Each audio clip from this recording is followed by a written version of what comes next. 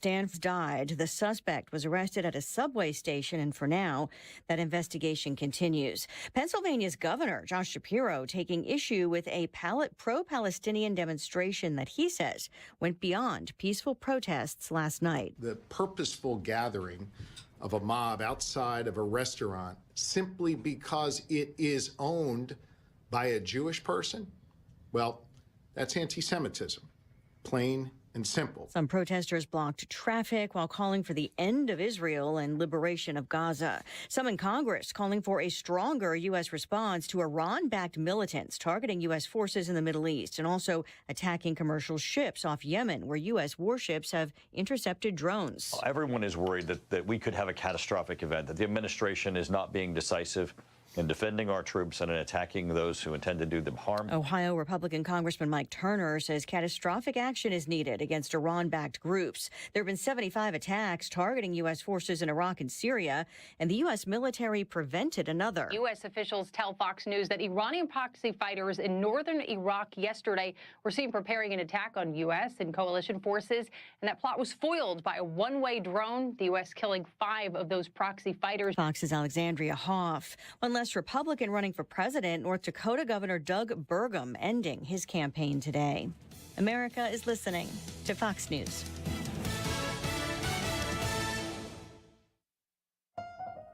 Hey, St. Louis, brace yourself for the ultimate holiday deal with Consumer Cellular. Snag an incredible 50% off the Iris Flip when you buy before December 17th, making it only $34.50. The Iris Flip is all the phone and camera you need with a user-friendly design. The perfect flip phone companion.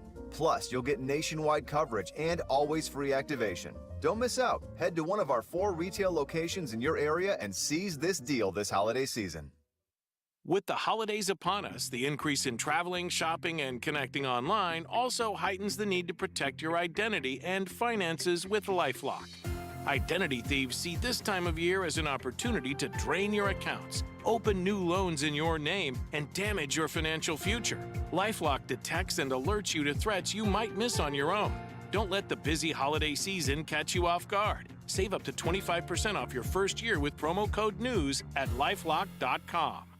Air Comfort Service, heating, cooling, and insulation. Weather. Chief Meteorologist Dave Murray. Chilly times, partly sunny probably at best. 48 for the high tonight. Still a fair amount of clouds around, partly to mostly cloudy. 38 degrees. Here comes a cold front first thing in the morning on Tuesday, partly to mostly sunny, but it's windy. Gusty winds from the northwest. 48 for the high. That's in the morning, dropping through the 40s in the afternoon and falling to 28 Tuesday night into Wednesday morning. This is 97.1 FM Talk. Chief Meteorologist Dave Murray. It's Tom Ackerman. Need to get my eyes checked once a year from Ophthalmology Associates. It's an annual eye health examination that I absolutely need if I want to see clearly, and I want to be able to tell you what I see in everything that I do on the radio and in life. The doctors of Ophthalmology Associates will help me with that. 314-966-5000 is the number to call for an appointment. 314-966-5000, Ophthalmology Associates. Doctors Greg Birdie, Ranjan Malhotra, Robert Brusati, Andrew Royer, and Samuel Berry. He is a cornea surgeon. He has the knowledge and techniques for advanced eye care and treatment in the field, just like the other doctors. The doctors, they call them that because they have over 250 doctors as patients. That is more than any other practice. Ophthalmology Associates, 314-966-5000. Ophthalmology Associates, yourEyeDoc.com. We've been here 30 years, 30 Christmases in this house, and we have the traditions that most families have. That's Terry talking about her experience with Rhino Shield ceramic coating. We did Rhino Shield 14 years ago, and the house still looks the same as the first day. Rhino Shield really worked with me to help me get just the right nice soft yellow, and it's 14 years later, and it's the same color. The main reason Terry called Rhino Shield is because it's backed by its 25-year transferable warranty. It just sounded wonderful that we could have the house coated with Rhino Shield and not have to worry about it again for 25 years. Take it from Terry. Give Rhino Shield a call now for a free evaluation. 877-25-RHINO. 877-25-RHINO or visit 877-25rhino.com. There have been neighbors that have come by and said, "Did you just have your house painted?" Because they wanted to know who the contractor was. And I said, "No, it's actually Rhino Shield." 877-25rhino.com. At Neovitin, we are all about supporting your nutrition, and that's why we are excited about our new Neovitin Omega-3 supplement. Neovitin Omega-3 is formulated with 1,200 milligrams of omega-3 fatty acids to help support healthy hearts. Our high-quality omega-3 fish oils are sourced from wild-caught fish and tested for heavy metals. With our convenient monthly subscription, you can get Neovitin Omega-3 delivered right to your door every month with no long-term obligations. Support your daily nutrition and sign up for a Neovitin Omega-3 subscription at neovitin.com today. This holiday season, give them a STIHL. Save $20 on the BGA 57 battery-powered blower. Go to stihlusa.com/gift guide. Now $179.99 was $199.99 MSRP. Offer valid for a limited time only at participating dealers while supplies last. Join us at Odyssey as we all do our one thing. Together millions of things for our planet. If you get a new tablet or cell phone this year, recycle your old one, either by donation or an e-waste program. When we each share our one thing, it becomes a million things for our planet. What's your one thing? This hour of the Annie Frey Show is brought to you by Ruler Foods. Low prices, no coupons. Ruler Foods. That is exactly what I needed to hear. Thank God someone here knows what they're talking about. That's us. That's right.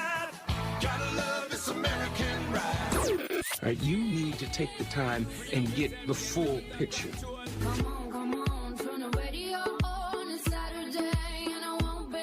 Don't get me wrong, I love the ladies. I mean, they rev my engine, but they don't belong in the newsroom.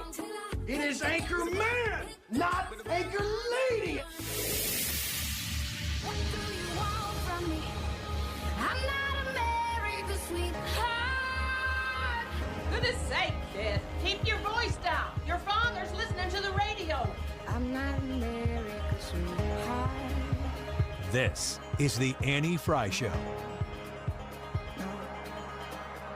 Happy Monday. Welcome to the Annie Frey Show. Happy to be with you today. Had a great weekend, an absolutely wonderful weekend, visiting with you, many of you, 350 of a sold-out crowd of you at Brookdale Farms while Brian Kilmeade was in town. So if you were there, it was such an honor to meet so many of you, and I know you guys had a wonderful time with Brian Kilmeade and being able to meet with him, visit with him, get his book signed by him. Thank you all for everybody who showed up.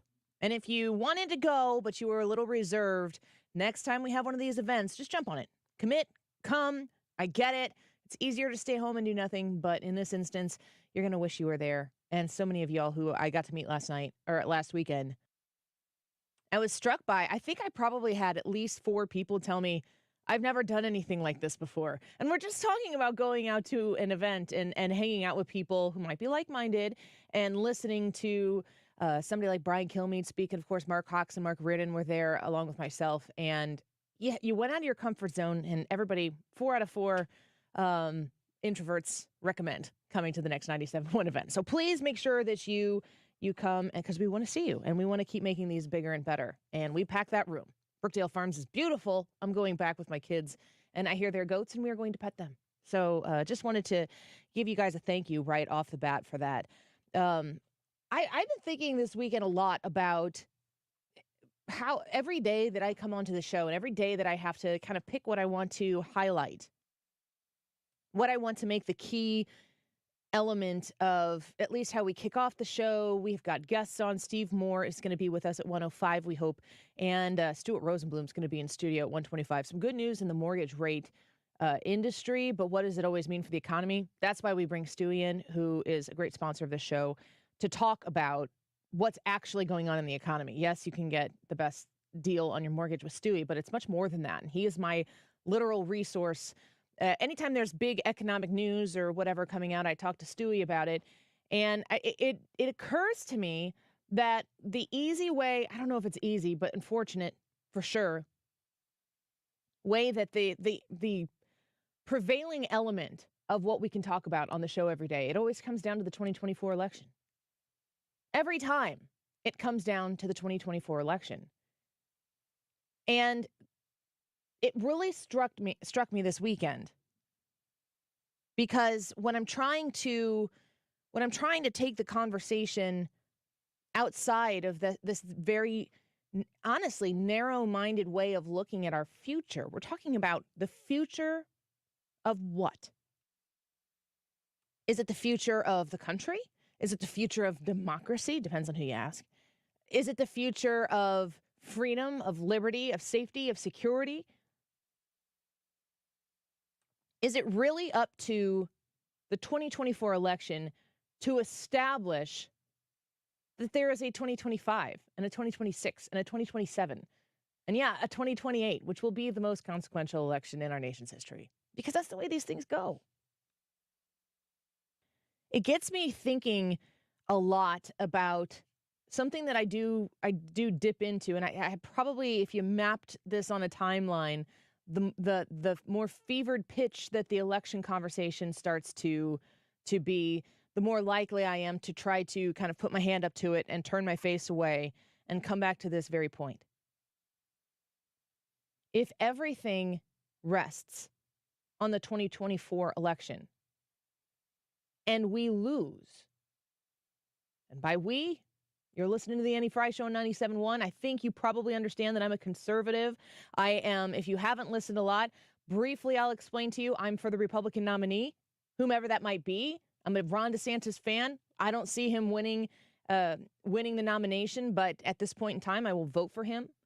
I have no problems voting for Donald Trump. My biggest concern with Donald Trump is that he can't win. I've heard people say right now that the tides are turning ever more so in the favor of Donald Trump, that he can't be stopped, let alone can he win? He can't be stopped. And you're seeing more liberal-minded publications talking about the Biden problem and the very dedicated consistency of the people in the brass in the Democrat Party saying Joe Biden is our guy. I want you to imagine the moment that for whatever reason, and I'm telling you right now, the reason isn't going to be some sort of very dramatic legal entanglement that Joe Biden finds himself in that's going to pull him out of the election. If that were the case, they'd try to push him over the finish line and then handle the situation after he would, in their minds, hopefully win. If a scenario arises where Joe Biden says he just does not believe he's mentally fit or physically fit, or he just believes that under the circumstances that he may not go into, that he is the right guy for the job and his patriotic duty to step down, everybody will drop their jaw and they'll gasp and they'll say, oh, I can't believe he's doing this. And how strong of a man is he to know that this is the time he needs to step down? He must love his country as much as he loves his son. And all the people on the left who are all part of the party will be like, oh my gosh, Joe Biden was our guy. And we'll go, oh yeah, what are you going to do now? Quickly go to Plan B, who kind of screwed himself in a debate last week with Ron DeSantis. They're making plans. I don't know what's going to happen. Maybe Joe Biden isn't playing ball the way they want to. Maybe they think that they can get Joe Biden across the finish line in 2024, and that is literally the only thing that matters. And you know what? Maybe they can get Joe Biden across the finish line in 2024. That is an absolute possibility. I have no idea how he won in 2020. I know many of you have some ideas and thoughts. But you do have to ask yourself the question that I'm asking myself regularly right now, which is, but what about after 2024? What comes then? What happens if you win? What happens if you lose? If you win in November of 2024, is everything fixed? Absolutely not. In fact, the battlefield probably becomes even more aggressive. And what happens if you lose? Do we just quit? Do we give up? Was that it? The reason why I ask you that question is because the battlefield, that is that tension that you feel inside your heart and your soul right now and your mind, is not a political battlefield. It just isn't.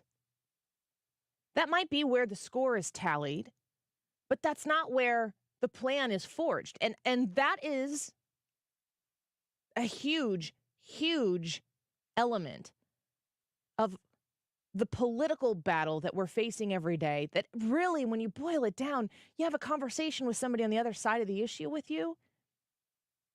Couldn't you have that conversation out loud to yourself and pretty much know how it's going to go most times? Is there ever a new wrinkle in that conversation? Do you ever have a conversation with somebody who just absolutely detests Donald Trump and you love Donald Trump and you know that Donald Trump was amazingly the right man at the right time for this country and saved us from going the way of the full fundamental transformation that was promised to us in 2008? The idea of freedom and liberty existing at the risk of failure is an important tenet of the United States of America and where we come from. Because that means that if we're not guaranteed some sort of provision in our life, some sort of securities, and I'm not talking on, like the border kind of securities, I'm talking about funding for the 2.5 children family that you are going to have, and the 3-bed, 2-bath home that you will be provided, and the income that will be automatically deposited into your bank account. I'm talking about that kind of securities. People who promise you those things, A, can't deliver them and keep society free, where you as an American can say, gosh, this 3-bed, 2-bathroom house is wonderful, but I'd really like some more space. And I have hobbies, and I'd like to have a full-size finished basement where I could have my friends over and we could fill the room full of nice things that we earn from being wildly successful at our job. I'd like to dream about that. And if I ever achieve that, I'd like to get that and enjoy it. Or I'd like to travel. I'd like to go places. I'd like to do things. And yes, I need the resources to afford it, and I don't have them right now, but I would like to work hard. I would like to maybe work a second job. I would like to maybe go out and invest my time and energy into getting something back that I can use for my own betterment, that I can use for my own enjoyment, and it really doesn't matter if my neighbor likes it or not, because I earned it, and it is mine. And I will leave it and include the people in my family. I will leave it to the people in my family if I'm to be successful enough to leave something behind so that my children can also enjoy the fruits of my labor. And I will teach them to understand that the fruits of their labor will benefit themselves and the generations to come. There is a promise that exists that is oppositional to freedom. And the promise that is delivered, that is put in front of Americans to choose from, the promise is comfort. You are made to believe that at the very, very low cost of your vote, which maybe you've never exercised before even, but that doesn't matter right now, at the very, very low cost of your vote, I will make you comfortable. And the most important thing you need to understand is that you are uncomfortable because of a class of people. And we have a name for them, and we call them the Republicans, or maybe it's the Democrats. But in this instance, I absolutely believe that the Republicans are made to be an enemy of comfort in the minds of people who might be looking up for the first time. Do we put all of our eggs in the 2024 basket? I think that's too risky. And I don't even think it's enough risk in and of itself at the same time, because if you win in 2024, what do you do next? What's the plan? How do you make it better for people in a way that they will understand why it's better? Because the idea of the supreme entity of the government is still resting in the American people's hands and not in some sort of sacrificed trust in a government authority to provide for you the comforts that they said that they would. I'm sitting in the city of St. Louis right now. Democrats make the same promise every single election. And they tell you who the bad guys are. And Democrats continue to get elected here. And the problems get worse. It is not safe to come to the city of St. Louis. You have to understand where to go, where not to go, how to be, how not to be. These are things that you have to take upon yourself. And, if it's one thing to have an unsafe situation that people acknowledge, this is not the safest place to be. But know that the people who are charged with cleaning it up and making it safer, that they're actually effectively working on it. We don't have those promises here. And on a national scale, the only promise that we continue to hear is that if you look to 2024, you have to vote for Democrats or democracy will end. In what world exists where the only way to perpetuate democracy is to vote for one party, where the people who are telling you that belong to that party?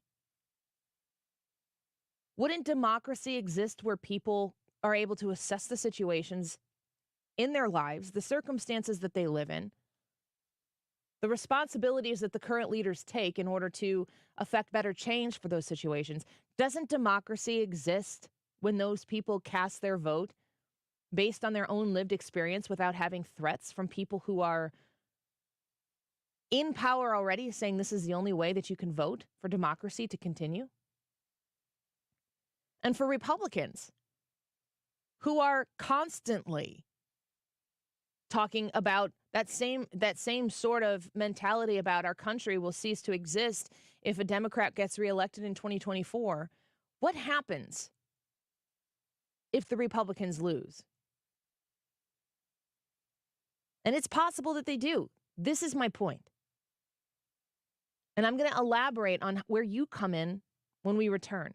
My point is that the political battlefield is the scoreboard, but it's not the practice field. It's not the place where we put in the hard work, where we train, where we are effective in the ways that we can persuade people not to just blindly say, goodness gracious, you're right, I was wrong, I'm coming over to your side. To see people where they are, to talk to people where they are, to meet people where they are and listen to them so that they can maybe for the first time open their minds up to listen to you. Let's talk about it when we come back. The YouTube live chat poll for today is, how do most people feel about the political opposition? So maybe if you're like me and you consider yourself to be a conservative Republican, how do you feel about the Democratic left? Or if you're like me, how do you think the Democratic left feels about you? It's pretty open, and we need your comments and your thoughts so that we can understand your vote. How do most people feel about the political opposition? Do they feel that they're wrong, that they're evil, that they're persuadable, or they're just indifferent? Let us know what you think at the Annie Frey YouTube channel in the live chat poll, and we'll get those results at the end of the show. Let's talk about some solutions when we come back. You're listening to The Annie Frey Show on St. Louis's home for conservative talk. Find the podcast, on-demand audio, and more at 971talk.com/Annie.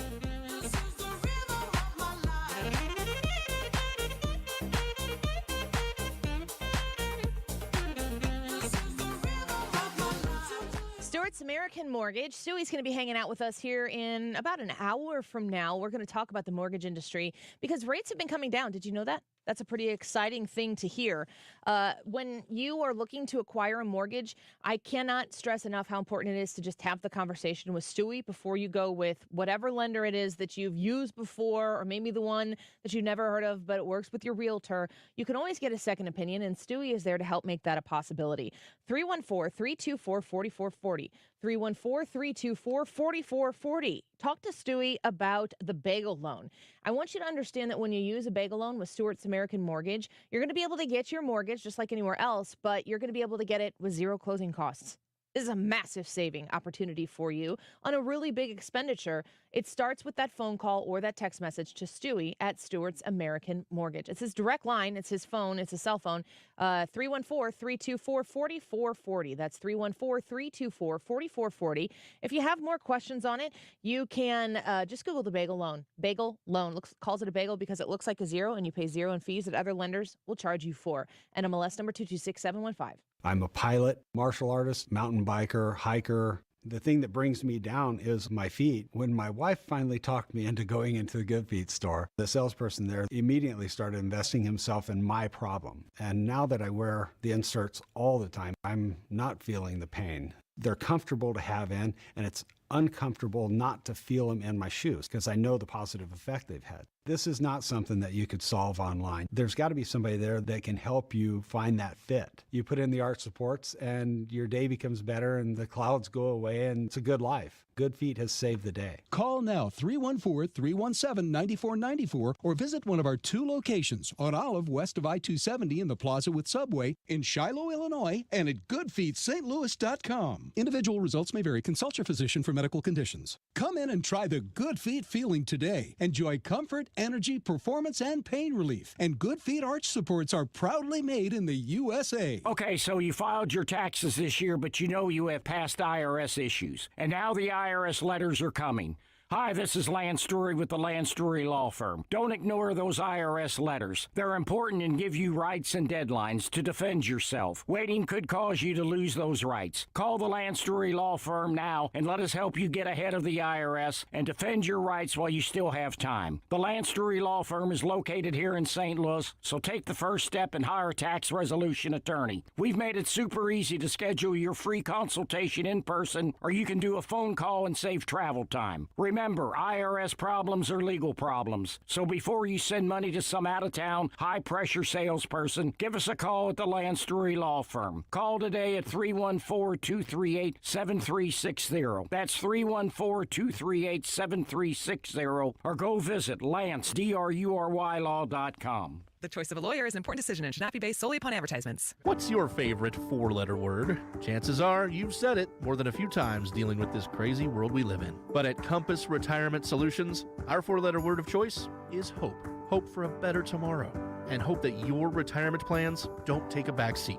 You've watched inflation soar, and maybe your retirement future feels a little uncertain right now. But all hope is not lost. Find out exactly how much risk you're still taking with your investments. Find out how you may be able to save big on taxes. And find out how having a written retirement plan just might give you the hope you've been looking for. Call today to set up a meeting. 314-373-1598. That's 314-373-1598. Compass Retirement Solutions. 314-373-1598. Firm offers insurance services but does not provide tax advice. Investments and services offered through Compass Retirement Group, a registered investment advisory firm in Missouri and Illinois. Investing involves risk, including the potential loss of principal. You're listening to the Annie Frey Show live from the Air Comfort Service Heating, Cooling, and Insulation Studio. Air Comfort Service is hiring licensed journeymen. Don't have a journeyman license? Air Comfort Service will help you get it. Get guaranteed hours year-round and more. Apply online at aircomfortservice.com. Shows that make a difference. Mark Cox, Brian Kilmeade, Annie Frey, Mark Reardon and Dana Lesh, Heidi Harris, Wiggins America. Where St. Louis comes to talk. 97.1 FM Talk. Is that you, Santa Claus?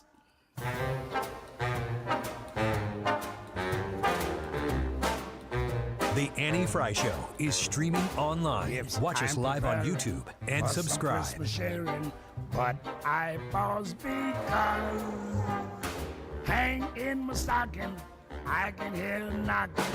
Is that you, Santa Claus? Sure is dark out. Ain't the First of sign all, spot. I don't think he can hold his party together. Second of all, you're exactly right. Mike Johnson and what he believes is one of the greatest threats we have today to the United States. When I promise you, I know these people. Well, you're talking about Christian nationalism. Absolutely. Talking about this is a bigger threat than Al Qaeda to this country. And let me tell you something. They have Speaker of the House.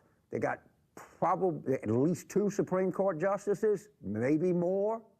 Right?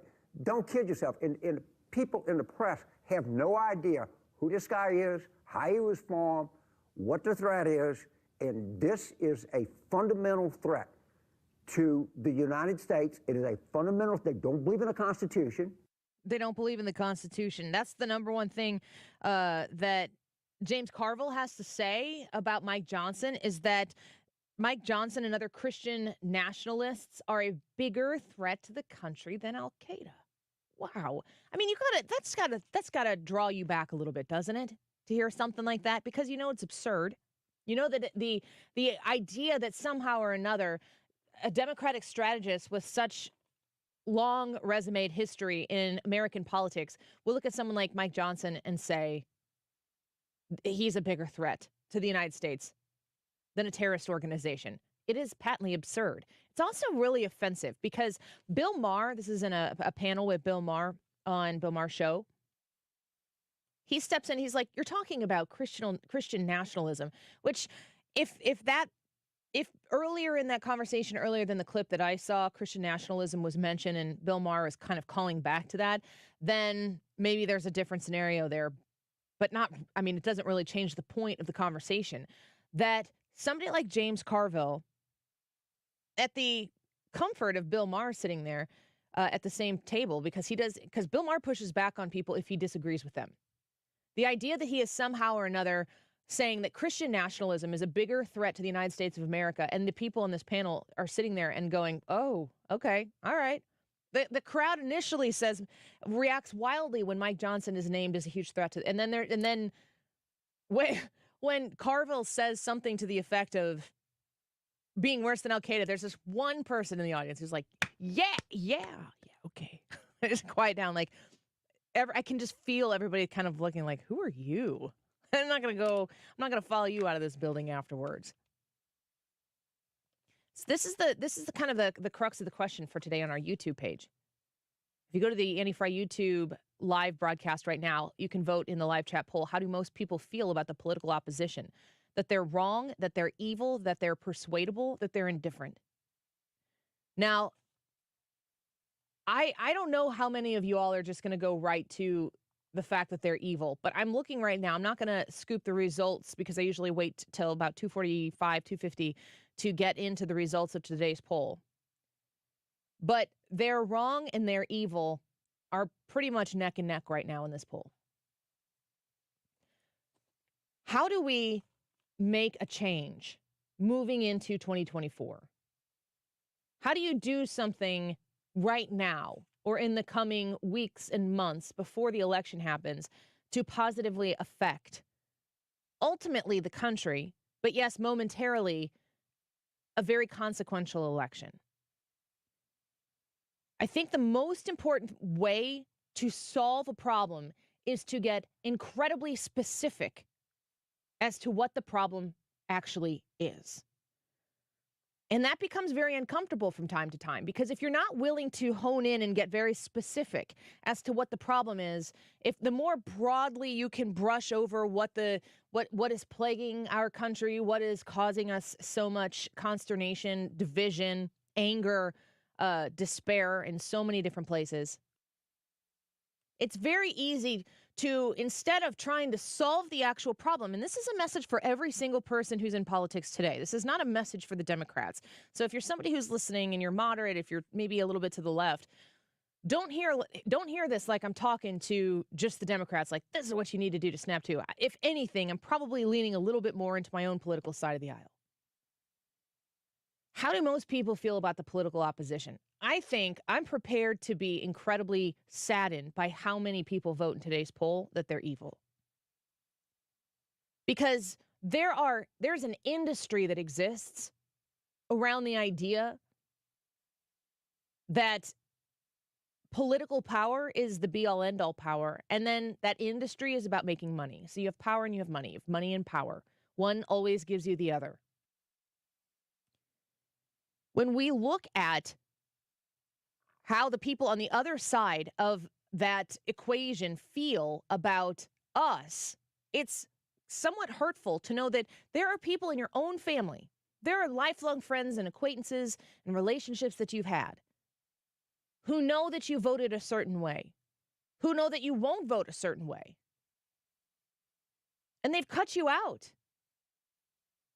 They've decided that you as a human being are no longer worthy to associate with because they do think you're evil. I think that there are, in the same vein, the other way. It goes the other way. If you're somebody who, supported Donald Trump's the easiest example that every single person on the planet seems to have an opinion on.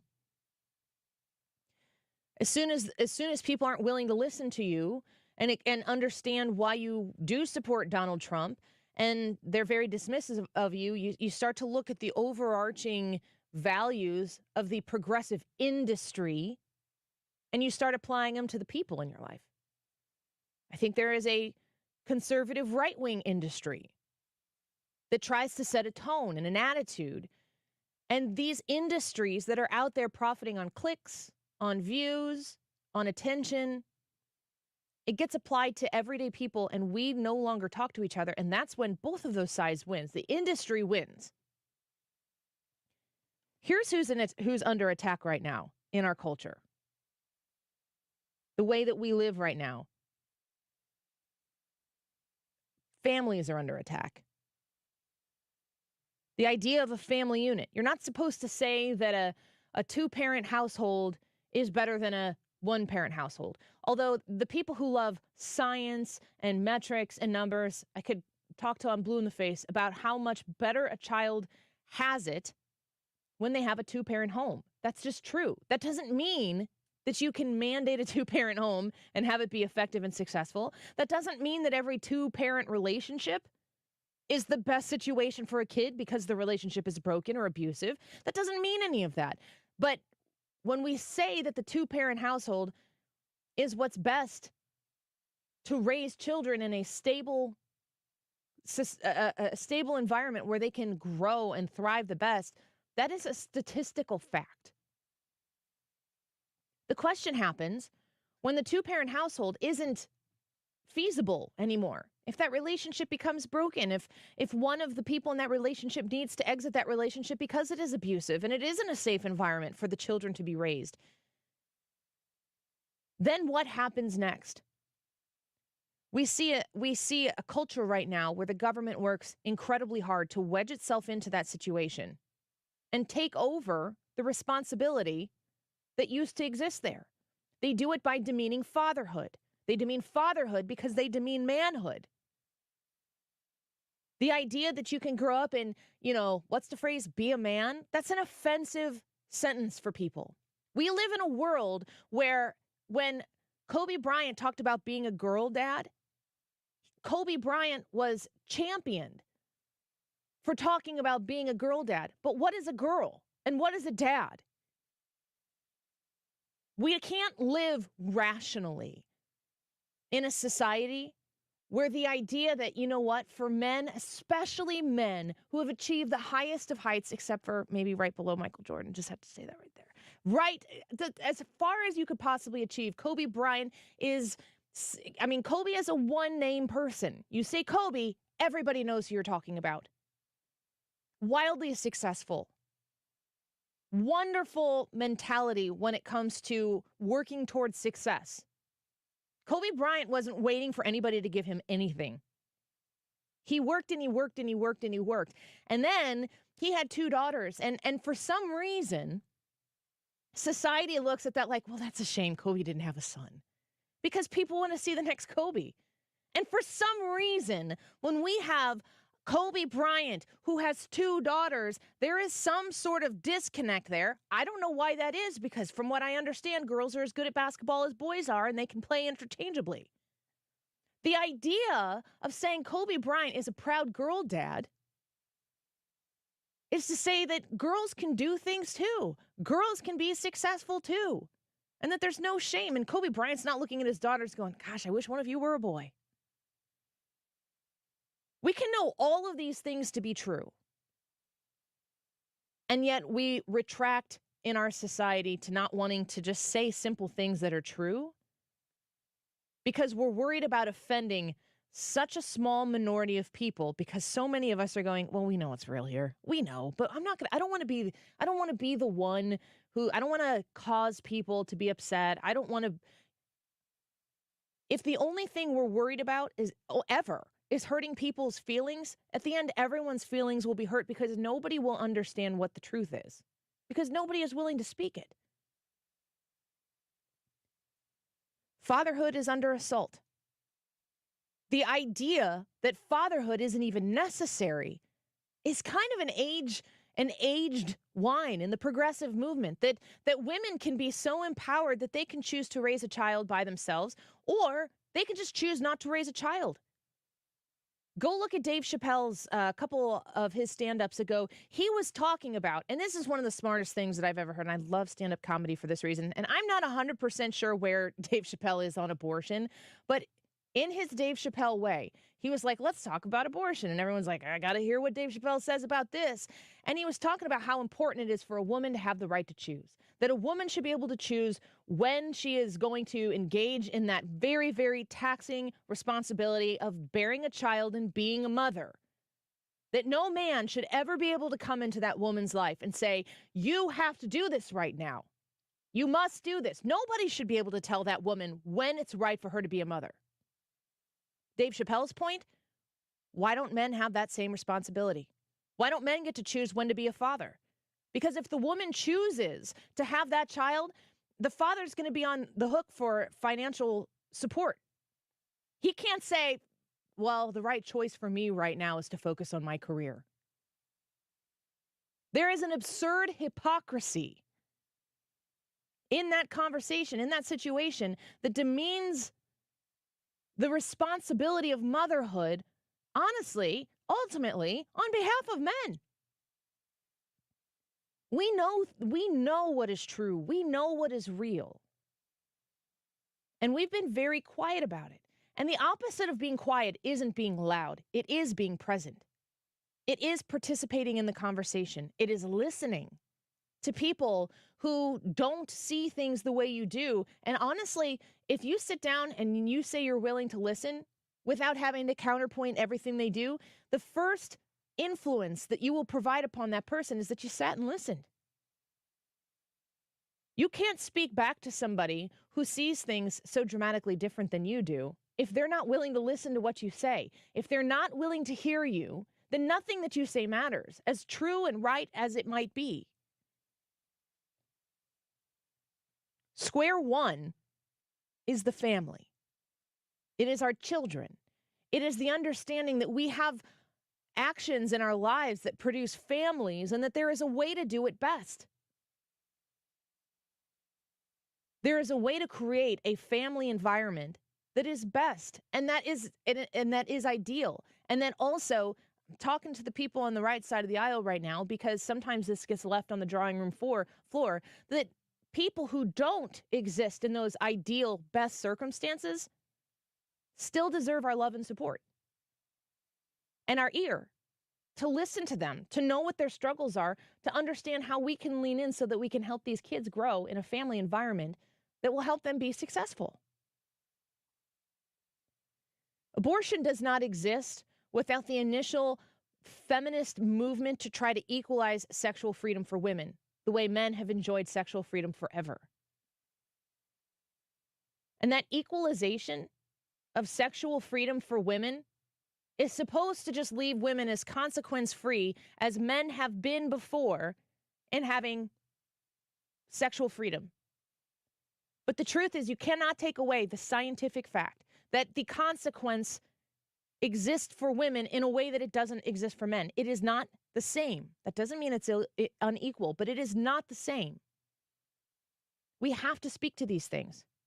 And it doesn't have anything to do with whether abortion is illegal or not. If a president gets elected in 2024, like Ron DeSantis, who signed a 6-week ban in Florida, he's never, ever, ever, ever going to be able to put that into play in Washington, D.C. as a president of the United States. And anybody who wants to bring that to the surface as question number one for Ron DeSantis understands that he will never have to face that as a realistic scenario in his presidency. They're just trying to pin him on something because they want the other guy to win. The way we save those babies is to go listen to these women, is to show up for these women, is to be present for these women who have the right, the legal right to choose an abortion. We have to give them the support system outside of some sort of government structure to say, you can choose life. We'll help you. And it's not from a government program. It's not something you feel real good about when you look at your W-2 and you see all of those taxes you paid and you're like, wow, look what I did to help people. Nobody thinks that.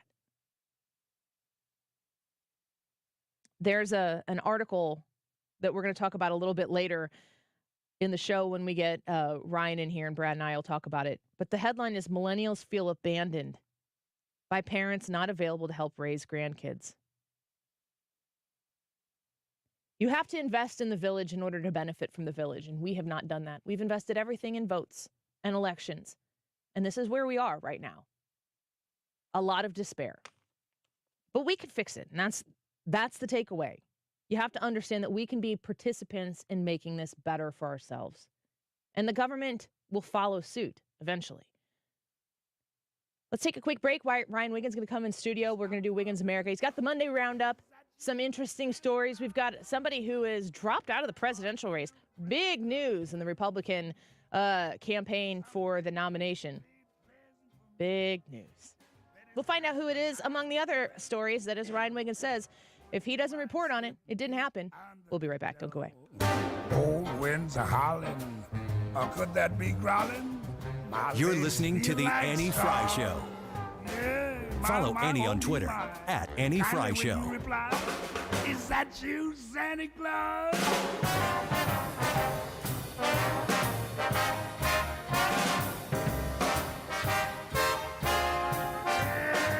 Yes, hanging the stocking, I can hear a knocking. Is that you, Santa Claus? Well, don't wait any longer. I mean, it's already December now, so might as well make your appointment for either the end of this year if you can get in, or the beginning of next year for Fountains Family Dentistry. It's also Monday, so, just cross that off your list. Get it off your list. Get the appointment on the books. Now, if your benefits are going to run out by the end of this year, I got to tell you, you've waited until the last minute, but they do have a backup plan for you at Fountains Family Dentistry. I always get on their wait list to see if I can get in a little bit earlier than I usually do, and I get emails. So you can do that. Go to fountainsfamilydentistry.com, give them a call, or right there online, you can let them know you want to get in by the end of the year, and you could get one of those appointments. But more likely, just put it on the schedule for January, February, and get them when the benefits are restarting. You can do all that at fountainsfamilydentistry.com. Are you a parent of a 2 to 7-year-old? Listen closely for an exciting free radio offer.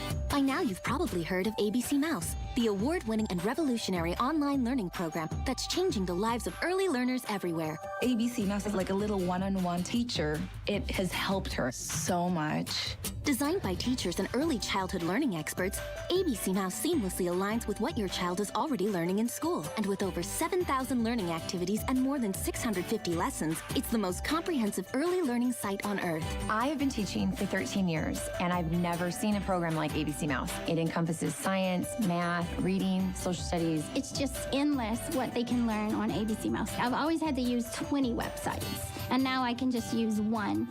Right now, we're offering a special radio promo to try it free for a month. But you have to go to abcmouse.com/radio to claim your free month. That's abcmouse.com/radio, abcmouse.com/radio. Sponsored by Age of Learning. Updating your home with James Hardie siding has never been more popular. With all the options available, you need a partner to ensure you maximize your investment. Siding Express is ready to refresh the appearance of your home or totally transform the look by installing Hardie shake, board and batten, lap siding, or a stone accent to make it your dream home again. Siding Express is an elite preferred James Hardie contractor. They also carry Anderson and Marvin windows and doors. Need ideas? Go to sidingexpress.com and schedule a free no-obligation consultation today. sidingexpress.com. If you're considering an annuity as part of your retirement plan, we need to talk. Hi, I'm Bob Stockdale, Senior Vice President Investments with the ClearPath Wealth Management Group at Stifel and host of On the Money, Saturday mornings at 11 on 97.1 FM Talk. Annuities can be a useful tool for some retirement investors, but not all annuities are created equal. Every week, we meet clients who own complex annuities that don't suit their needs and, in some cases, actively undermine their retirement plan. Before you purchase an annuity, get a second opinion from the ClearPath Wealth Management Group at Stifel. Requesting a consultation is free of charge. To request a free consultation, contact us at clearpathinvesting.com. That's clearpathinvesting.com, or call us at 636-695-2650. That's clearpathinvesting.com or 636-695-2650. Stifel Nicholas & Company Incorporated, member NYSE and SIPC. The choice of a lawyer is an important decision and should not be based solely on advertisements. The people have spoken. I want to thank you, St. Louis, for voting Onder Law 2023's best St. Louis law firm. When you're injured, call Onder Law at 314 or 618-9000000. Today begins the 12 days of Cardinals giveaways. This is going to be a lot of tickets that we're giving away in the next 12 business days. So the first day, we're going to do the 2 o'clock hour here. So come back in the 2 o'clock hour if you have to leave, and make sure you're listening for us to play that crack of the bat and give you the phone number. You'll win a pair of tickets to 5 Friday games. So this is a lot of tickets that we're giving away even today. Come back in the 2 o'clock hour. Right now, 12:50. This time check is sponsored by Jerry Kelly Heating and Air Conditioning. It's time for a $98 furnace tune-up. Conservative solutions, objective conclusions. For news and opinion, this is St. Louis's home for conservative talk. 97.1 FM Talk.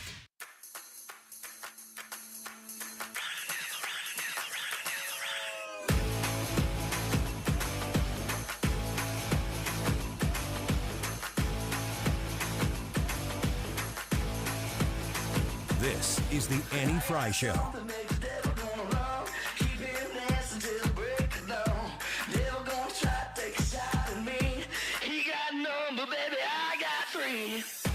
Wiggins. Oh! Monday Roundup. Yeah! This here's the wildest ride in the wilderness. All right, everybody, brace for this political earthquake. North Dakota Governor Doug Burgum has suspended his Republican presidential campaign. I wouldn't have been able to tell you what state he was governor of. I would have referred to it as up there. From the north, north of us. Burgum from the north. He's out. We know no candidate but the candidate in the north. No, we don't. To correct all of you, he is out. He is no longer running for president. He was a dark horse bid. And so kudos I think to you him. can say that in 2023. It's very offensive. Well, that's what the Fox News says. Well, there you go. Case in point. He is out. So all the texts that I've been getting for some reason from the Burgum campaign, please stop. You've gotten texts from them? What did you do? How'd that happen? I kid you not. He is the only politician in America who is sending me fundraiser texts. I got to check my spam I'm not folder. on any other lists. I've somehow avoided everybody but Doug Burgum. Maybe that's why I haven't seen an ad. They're just counting on you to fund their campaign. That's right. He had to drop out because I was not very generous with the Burgum campaign. So there you go. Is texting the worst thing that's happened to politics? Yeah. It's an exaggeration, but it's how I feel right now. I think at this moment in time, I'm going to say yes. It's the worst thing that has ever happened in the history of United States politics. Here's a text I got from one. Do you support competency tests for federal politicians over the age of 75? I think I'm getting a lot of Nikki Haley stuff. Oh, interesting. It's because I'm a chick. Yeah, they're targeting you. Mm-hmm. And I don't know what I am that they go, that guy's got to love Doug Burgum. Whoa. Tom here with North Dakota's Governor Doug Burgum for president. Oh, nice. October, though. They've been quitting for a while. Yeah. I think I just got one a couple weeks ago. I just got a text just now. Let's see who it is. Nope. It's actually Doug Burgum. Just get some time. He's like, you know what? Just go easy on me, please, Ryan. They're making me send my texts actually from myself now. Yeah. It's from an unknown number that's actually Doug Burgum's cell. All right. Well, just so you know, can't vote for him. You know what? You still can. He's just not really running The anymore. only thing that I'm interested about is if he chooses. Sorry, it was delayed. Endorse somebody. Go on. There we go. All right. Next one. 70-year-old woman gives birth to twins. Sounds terrible. A woman in Uganda became It's one my of worst nightmare. Isn't it at amazing? 70, I get pregnant with twins. 70 years old, she became the world's oldest new mother this week after she gave birth to twins at 70 years old. You'd think, well, I'm going to be 70. I'm going to set a world record. No, I'm going to do it high twice. school graduation. Yeah. Is she married? It does not say. This goes to my conversation in the earlier segment about just completely crapping on fatherhood. Yeah, she didn't get pregnant by herself, I don't think. It says that it was in vitro fertilization. She got pregnant by herself. Okay. But I don't know if she's married. It does say that it was a boy and a girl. Imagine bringing, and we don't know this to be who reported on this? This is coming from Odyssey, which is probably sourced from somebody else. But that's an Odyssey report. Let me rephrase. Imagine bringing twins into the world at 70 years old without somebody to help you. Man. No. But maybe that's not the case here. No, The she report was doesn't C-section. exist. She was C-section. What? Is that what you're saying? No. Without somebody to help you? No, without somebody to help you're not you talking about raise the them. actual birth. Okay, gotcha. I see where you're headed now. Stay over there, doctors. I got this. Yeah, that's right. I'm like, really? No, she's going to have some help from the doctor. just to calm your fears there, Annie. Gosh. I do not know what's happening. Play that whip sound right now in the middle of me talking. Thank you. There you go. All right, before we... C-section. I'm like... I don't know how this broke out into big news, but apparently it was big enough that Newsweek was willing to report that Trump's top rumored pick for vice president is none other than Dr. Ben Carson. It's all sourced from this Coolidge Project tweet, though. So I don't know how much you want to put behind that, but with the fact that major institutions were willing to report on it suggests there's something to it. Yeah, Newsweek. What do you think? I think that Newsweek wants Ben Carson to be the vice president is what I think. I think Newsweek wants some clicks because... Who's the worst person that Trump could pick? It's not him. I like him. Who's the worst person Trump could pick? This is an easy question. Joe Manchin. No. Carrie Lake. Yes. Oh. Okay. C-section.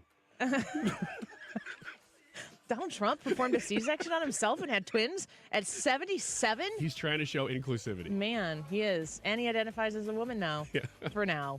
My goodness. I don't really know where to go from that. How about Steve Moore next, naturally?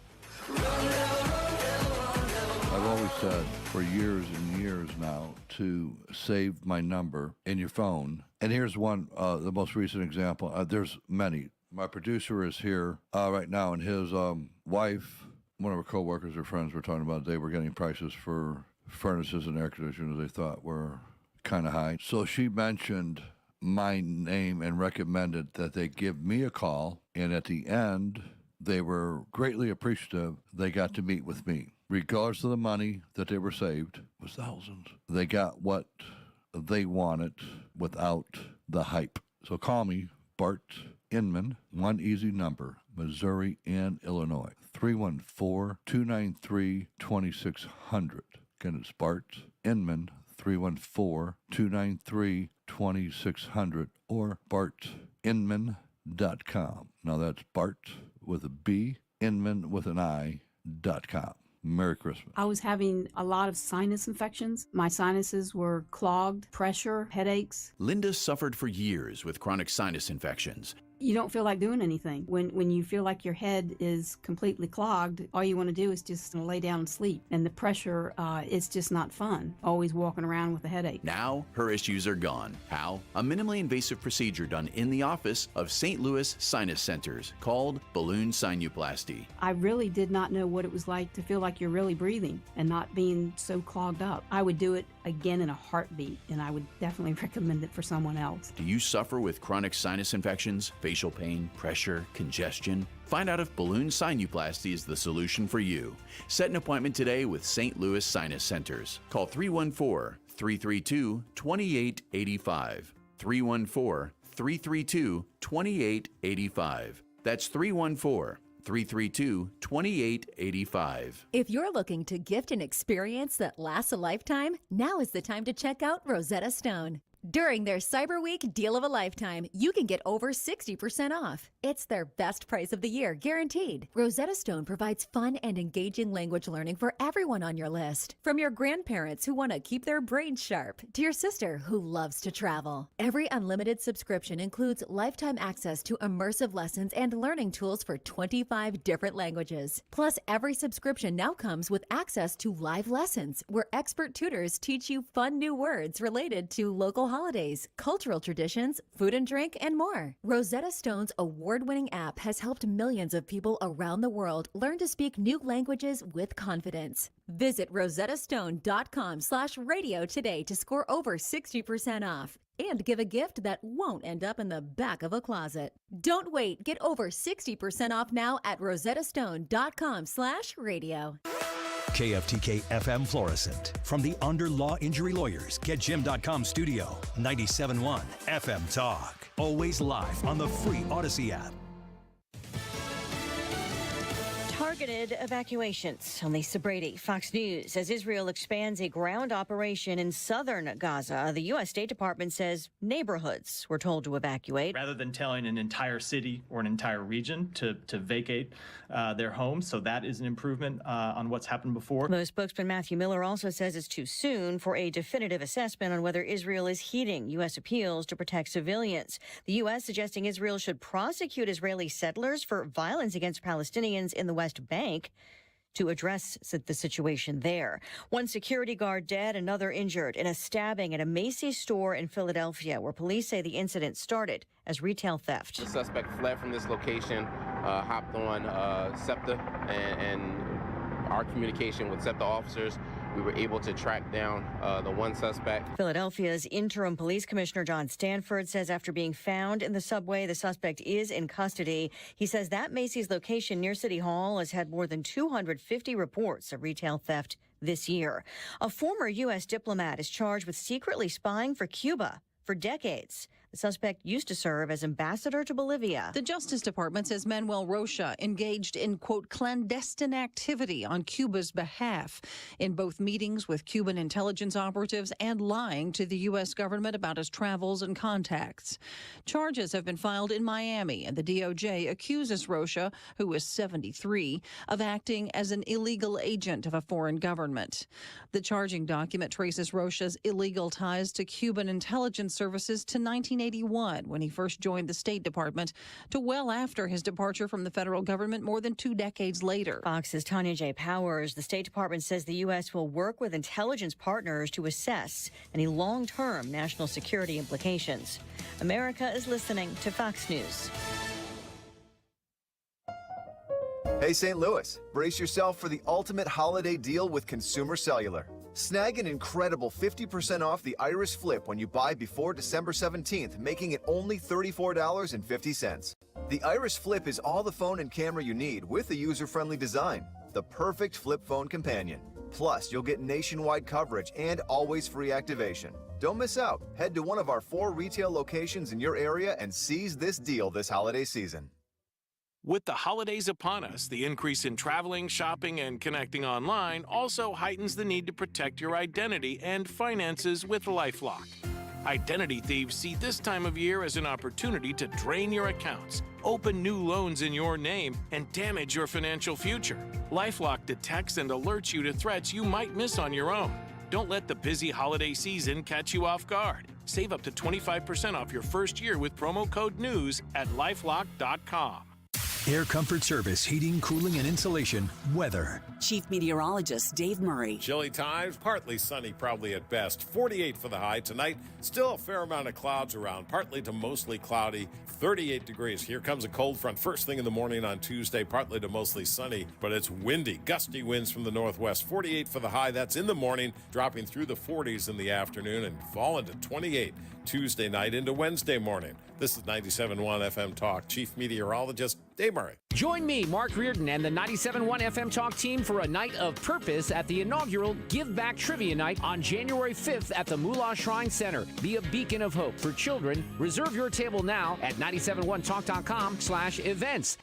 Rhino Shield is far superior to even the best traditional exterior house paint. Rhino Shield is 8 to 10 times thicker than paint and comes with a 25-year transferable warranty. Rhino Shield is the only ceramic coating company that has been chosen by Disney, This Old House, and 3 times on HGTV's Curb Appeal, where every episode is concentrated on unpainted brick, bonds and seals to stucco, wood, hardy, block, color lock, masonite, and more. No better product for those steel aluminum-sided homes that have become, chalky and tired looking. We coat sloped and flat roofs to extend their lives too. After 15 years, we've got a great reputation and a superior product. As long as it's affordable, why wouldn't you do it? Before you make the costly mistake of painting with traditional paint, you'd be best served to call Rhino Shield today. We are the experts and our evaluations are free. 877-25-RHINO or 877-25rhino.com. Tell them, ladies. Don't paint, don't Rhino, go Rhino Shield. Never paint your house again. Rhino Shield.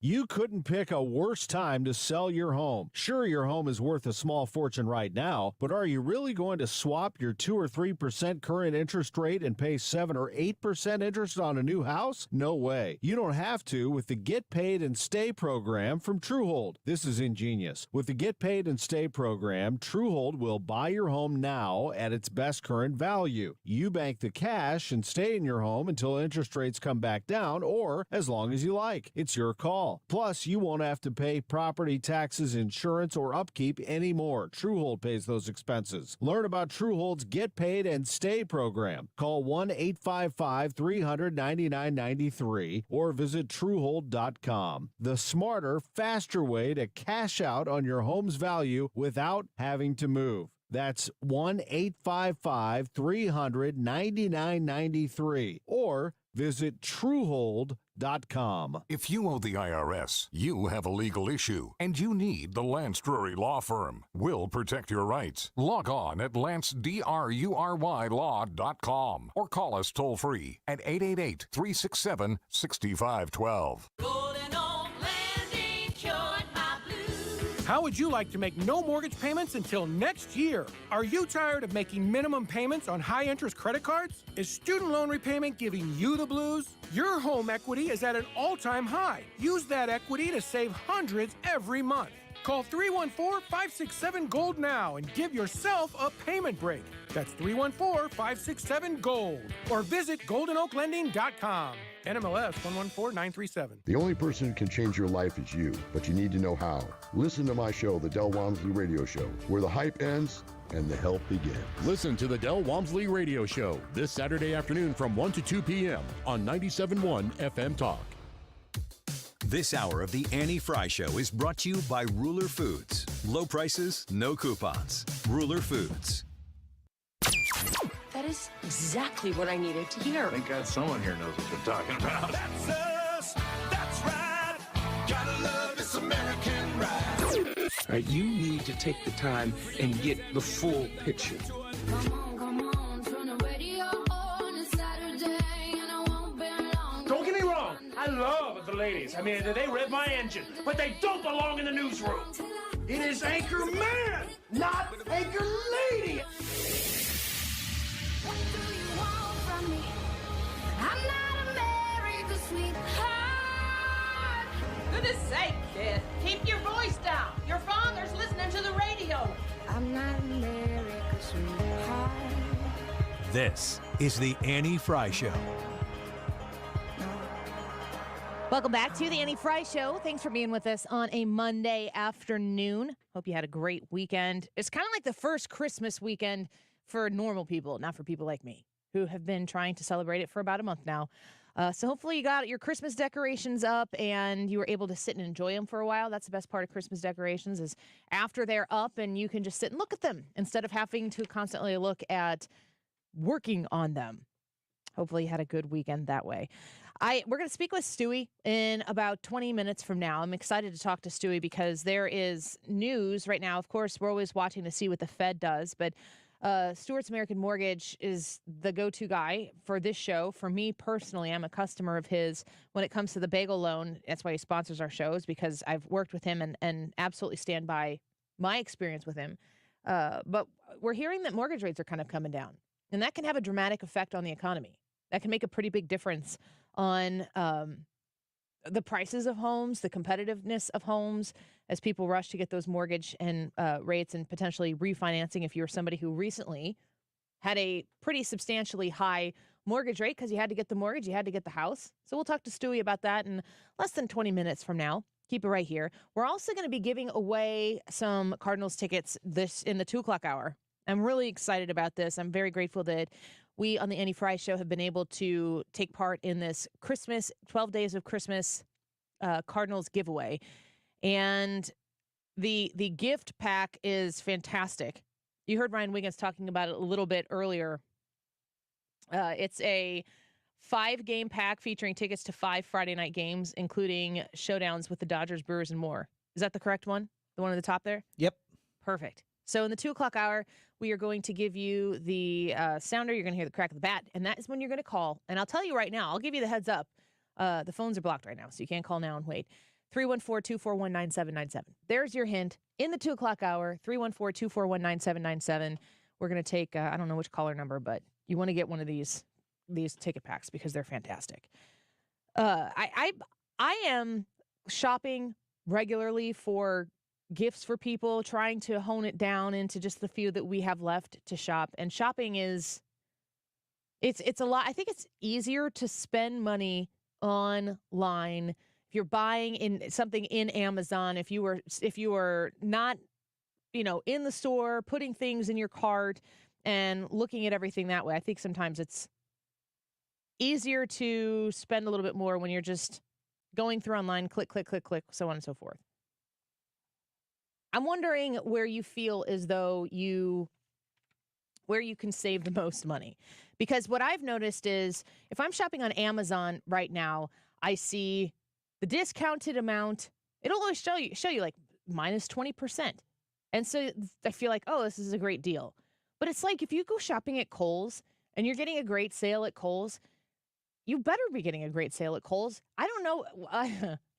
Ironically, Ryan Wiggins talked about buying that Under Armour hat, which he paid full price for. But if you go into Kohl's and you're paying full price for something, if you're not using Kohl's cash on something, I don't think you're doing Kohl's right, personally. And Kohl's is a great place to shop for Christmas. I mean, the sales and the access to discounts that you can have when you shop at Kohl's are fantastic. I hear from a lot of people right now the idea that we are, in fact, seeing prices higher and higher and higher. And what a lot of people are talking about is that they aren't stopping how they're still buying the things. So you're not really curbing your habits, but you are paying more, and you do know that you're paying more. Who does the shopping in your house, Brad? Terry does most of the shopping. She does the grocery shopping and all that other stuff. When it comes to buying like gifts and stuff like that, that's something more we do together, or clothing. Same thing. I kind of buy for myself. She buys for herself. And have you noticed anything on pricing specifically with what you've shopped for? What I shop for, yeah. I do a lot of like auto parts stuff and stuff like that. I have noticed that like motor oil and prices on those things are up a lot higher. Are you buying motor oil for a gift? Not for a gift, for my car. It's like I buy it for my truck. I like it. I was like, here you go. Here, have a little motor oil. Buy a gift for your car. No. Oil. Stuff like that. Spark plugs, all that stuff. I've noticed those prices have gone up. Man, I'll tell you what I've really noticed is like prices on beef. My parents raise cattle, and usually our Christmas gift is like a portion of a beef. Man, that's a great gift. It is an amazing gift, and we appreciate it every time we get it. And so they got us that this year. But, there was a gap year there because during 2020 it kind of put a wrench in their system. And so that gap year was there, and so we had to buy our own. And, man, prices just kept climbing and climbing and climbing whenever during that year. So we're happy to, get back into that gift thing.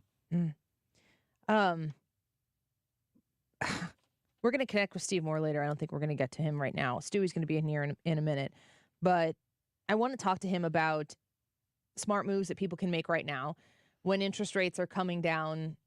If the Fed is not looking to raise the rates right now, but potentially will in the future, Fox Business reports that Federal Reserve Chair Jerome Powell kept the possibility of another interest rate in play during a key speech last week. Still, the inflation continuing to cool. Investors are increasingly betting that the tightening campaign has come to an end.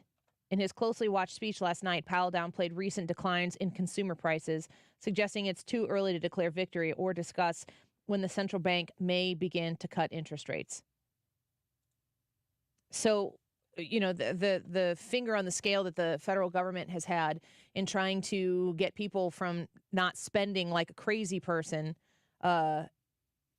maybe that's going to be coming to a halt. Maybe it's not. My question will be is if inflation does continue to recede to the place where it isn't an issue and a concern for American consumers right now, if corporations will choose to reflect their prices based on the no longer inflated concerns that they have currently with the economy.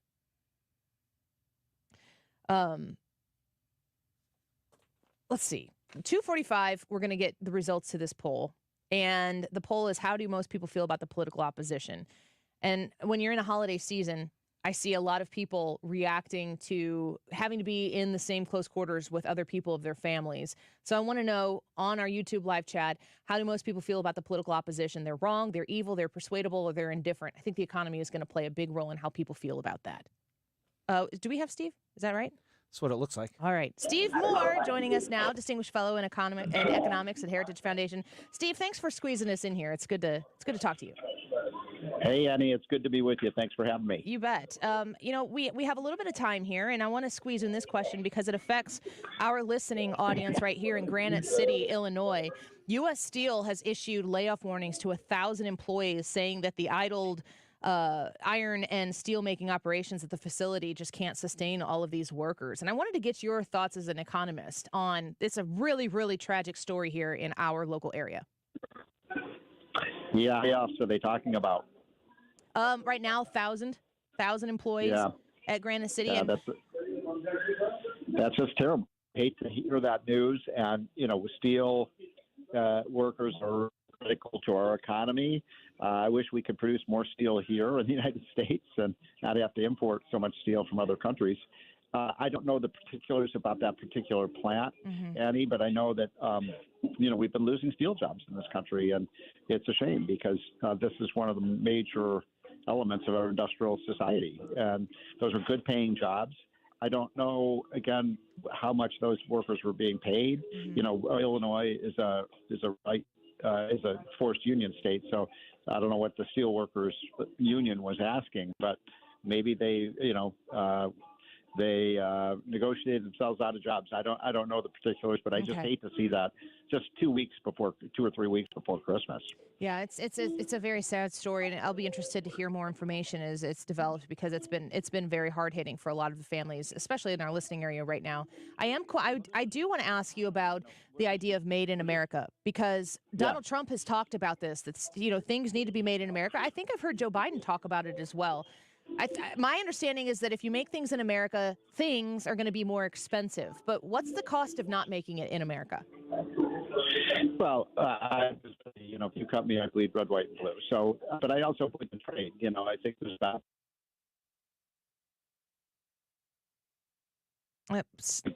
Prices down, although they've gone way up under. Oh man, I think we've lost Steve there. That's unfortunate. We can try to reconnect him maybe later in the show or later in the week. I want to know that because Brad, when we hear people talking about if you go to your local big box store, you're going to see, look at everything. Mm-hmm. Everything is made in China. Yeah. That's a problem. And then when you talk about your antibiotics being made in China, when you talk about all of the important components that need to be, and it's a necessary part in the world we live in right now, being made in China, or at least not being made in America and having to outsource all of that, how quickly our country could come to a screeching halt if we don't have the things that we need. We saw some of that during COVID. I imagine cars are a big way. Well, yeah. I mean, there's a lot of manufacturing. Like I was saying, car parts come, I was talking about car parts and that a lot of those parts come from China. A lot of those manufacturings are over there. You talked about pharmaceuticals. I'm on a lot of medicines. I have to take medicines because of my heart condition. Whenever I had that heart attack, they've got me on beta blockers and pravastatin and all these other heart medicines. And if a lot of that stuff is coming from China, it worries me that our pharmaceutical market is centered out of China, because if China just decides that they want to cut us off, they can cut us off. And if we don't have the infrastructure or the manufacturing base here, that could affect a lot of people, like a lot more people than we even realize. And that's one of the things that worries me. When we invest so much money in all of the things through our legislative budgets, and we are willing to spend, and we run the deficit up, and then we're paying so much money on interest on the monies that we don't have.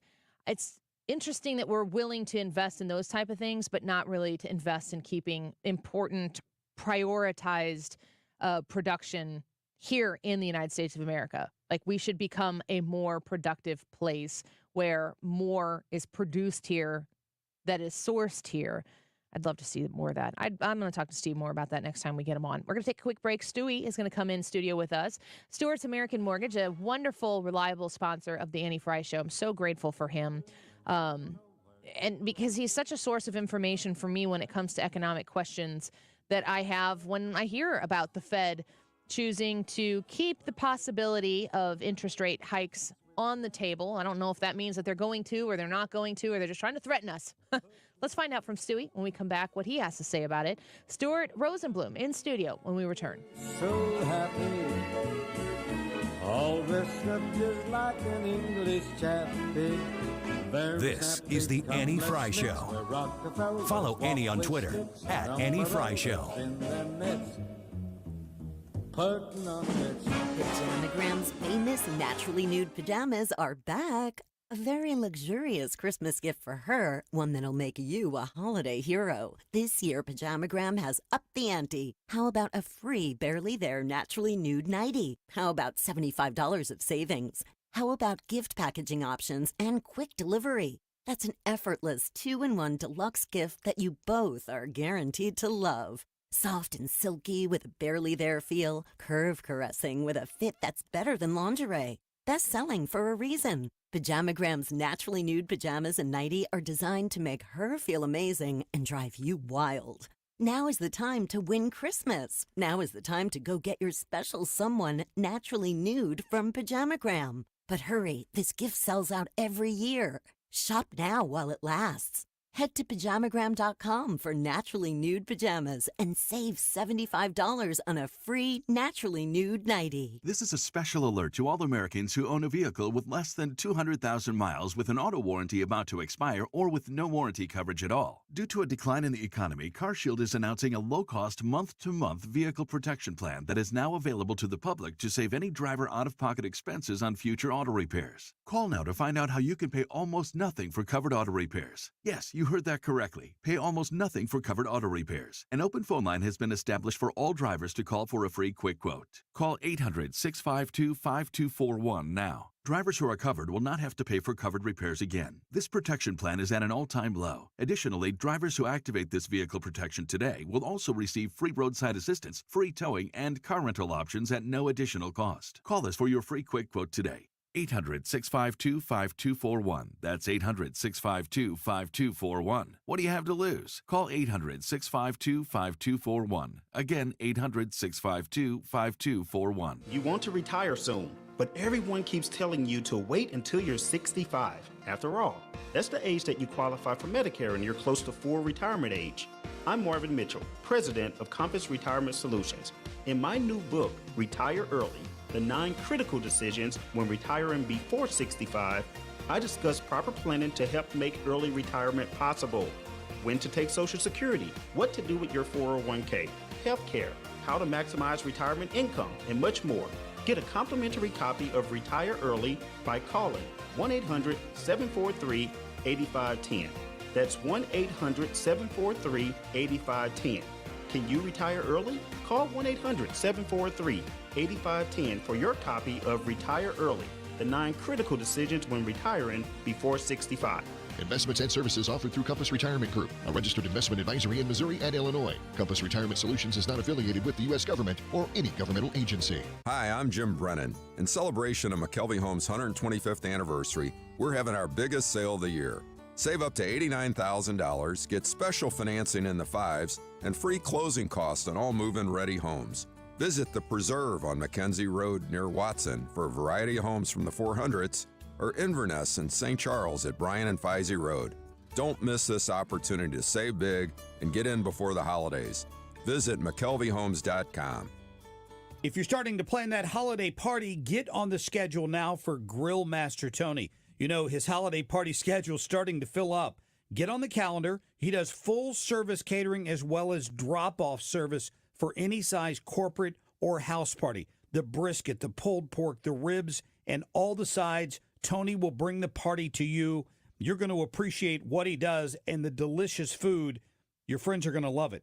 Get online today and order at grillmastertony.com. You're listening to the Annie Frey Show live from the Air Comfort Service Heating, Cooling, and Insulation Studio. Fall is here. Make sure your furnace is ready to safely heat your home when cold weather arrives. Get in your comfort zone with the heating system check. Visit aircomfortservice.com. St. Louis's home for conservative talk. The Mark Reardon Show.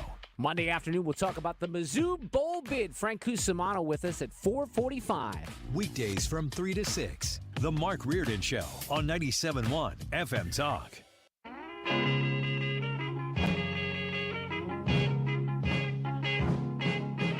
Out of all the reindeers, you know you're the mastermind. Run, run, Rudolph. Randolph ain't too far behind. Run, run, Rudolph. Santa's gotta make it to town. You're listening to the Annie Frey Show on St. Louis's home for conservative talk. He can take the freeway down. Run, run, Rudolph, 'cause I'm reeling Follow like a Annie on Twitter merry-go-round. at Annie Frey Show. Said Santa to a boy child, what have you been longing for? All I want for Christmas is a rock and roll electric guitar. And then away went Rudolph, whizzing like a shooting star. Run, run, Rudolph. Welcome back to the Annie Frey Show. Grateful to have you here with us. And we spoke a little bit with Steve Moore before. I think we're going to try to reconnect with him later, either today or later on this week. But we were talking a little bit about the economy, and I mentioned this report from Fox Business. And the headline is Jerome Powell says Fed won't hesitate to raise interest rates again if warranted. So my friend Stewie is in here with us of Stewart's American Mortgage. He's the home of the Bagel Loan, and you can call him or text him at 314-324-4440. But he's my source for economic news and information, and I'm so grateful that as a sponsor of the show, but also personally as my friend, that Stewie's in here to talk about this. Hi. How you doing? Good. It's Good. not Hanukkah yet, though. It's close. Thursday. Can I say Happy Hanukkah now? Absolutely. We'll take it every day of the week. All of the cultural Jewish and religious Jewish questions that I have, I asked Stewie about, and you've guided me in such a helpful, knowledgeable way. So I wanted to say Happy Hanukkah to you. Thank you very much. Happy early Christmas. Thank you very much. The Fed says that they won't hesitate to raise interest rates again. I don't know if that's going to feel like a gift or not. You know what? I've said this all along. I don't think the Fed knows what they're doing. I just don't think they know what they're going, where they're going with. It's one day rates are going well, things are going great, inflation is down, we can tolerate this. The next day a report comes out which they later revise and say, oh well, things aren't going as well. We could raise rates, we don't want to raise rates. The markets today are reacting as if they're maybe going to raise the rates. A week or two ago they said inflation's in check, maybe one more raise, but after that it's going to kind of slow down. I believe that the big picture is overall that inflation is dropping, okay? And that's the key goal that the Federal Reserve looks at. And if inflation keeps on dropping, if they raise it, they're not going to raise it again. They're going to calm down. I would even predict, which they've kind of put it aside because they don't want people talking about it, but I would predict potential rate cuts next year. Okay. So I think we may be heading towards maybe either recessionary, or they may say, you know what, inflation's going down. We don't want to be in a position where there's a recession. Okay, inflation's going down. We don't want to be in a position where there's a recession. So we'll cut the rates to make sure that we keep that growth going and we have a soft landing. So in my grandfather's famous words, nobody knows anything. From Europe, he used to tell me, Dad, Grandpa, nobody knows. And they seem to flip-flop every other day. That could be the tagline of this show. I need you to record that for me. So, Stewie, when the Fed is putting their finger on the scale one way or the other, it seems to me like they're just constantly trying to keep everything in between, the sides of the road, just try to keep it on track. And sometimes they're successful, sometimes they're not. I don't ever hear them say, boy, we really got that one wrong. I don't hear where they walk around and say we've got it right. So it's over the term and over history. I just don't think the Federal Reserve has hit the numbers and their projections. It's a lot more difficult today than it used to be 10 or 15 or 20 years ago. We're a global economy. Federal Reserve raising interest rates does have some effect, but not the effect it used to have. Back in 1919, when we had the Spanish flu, inflation hit 21% the year after. But the year after that, it was minus 16%. In those days, we had a national economy. We weren't a worldwide economy. So it was easier for the supply chains to pick up. We were big into manufacturing, and we caught up. So I have a question for everybody out there. Is inflation going down because the Federal Reserve is raising rates and making it more difficult for people to buy? Or maybe the supply chains are picking up. Yeah. So maybe that's the answer. Maybe it's a combination of both. But I guarantee you the Federal Reserve's actions don't have the impact that they used to have. Okay. And I think that's what they're worried about is, hey, we don't know what we can do about it, but the only thing we can do for sure is make it hard for people and hope that people don't go out and buy. Well, I think that when I'm reading the news stories, like I consume all of this stuff, no pun intended in the word consume, as like a news invested person, but then also as a consumer. So I'm watching as a revolving door of news comes out, like, do I jump in now? Do I stay out? Do I jump in? Do I stay out? And if rates are coming down right now, I have no idea what the prevailing rate is right now. But if like mortgage rates, which is your industry, if they're coming down right now, the way that I've been a customer of the bagel loan twice is because when rates were going super, super low, I refinanced with you using the bagel loan because it didn't cost me anything to go through that process because it got my rate lower, which saved me money on interest.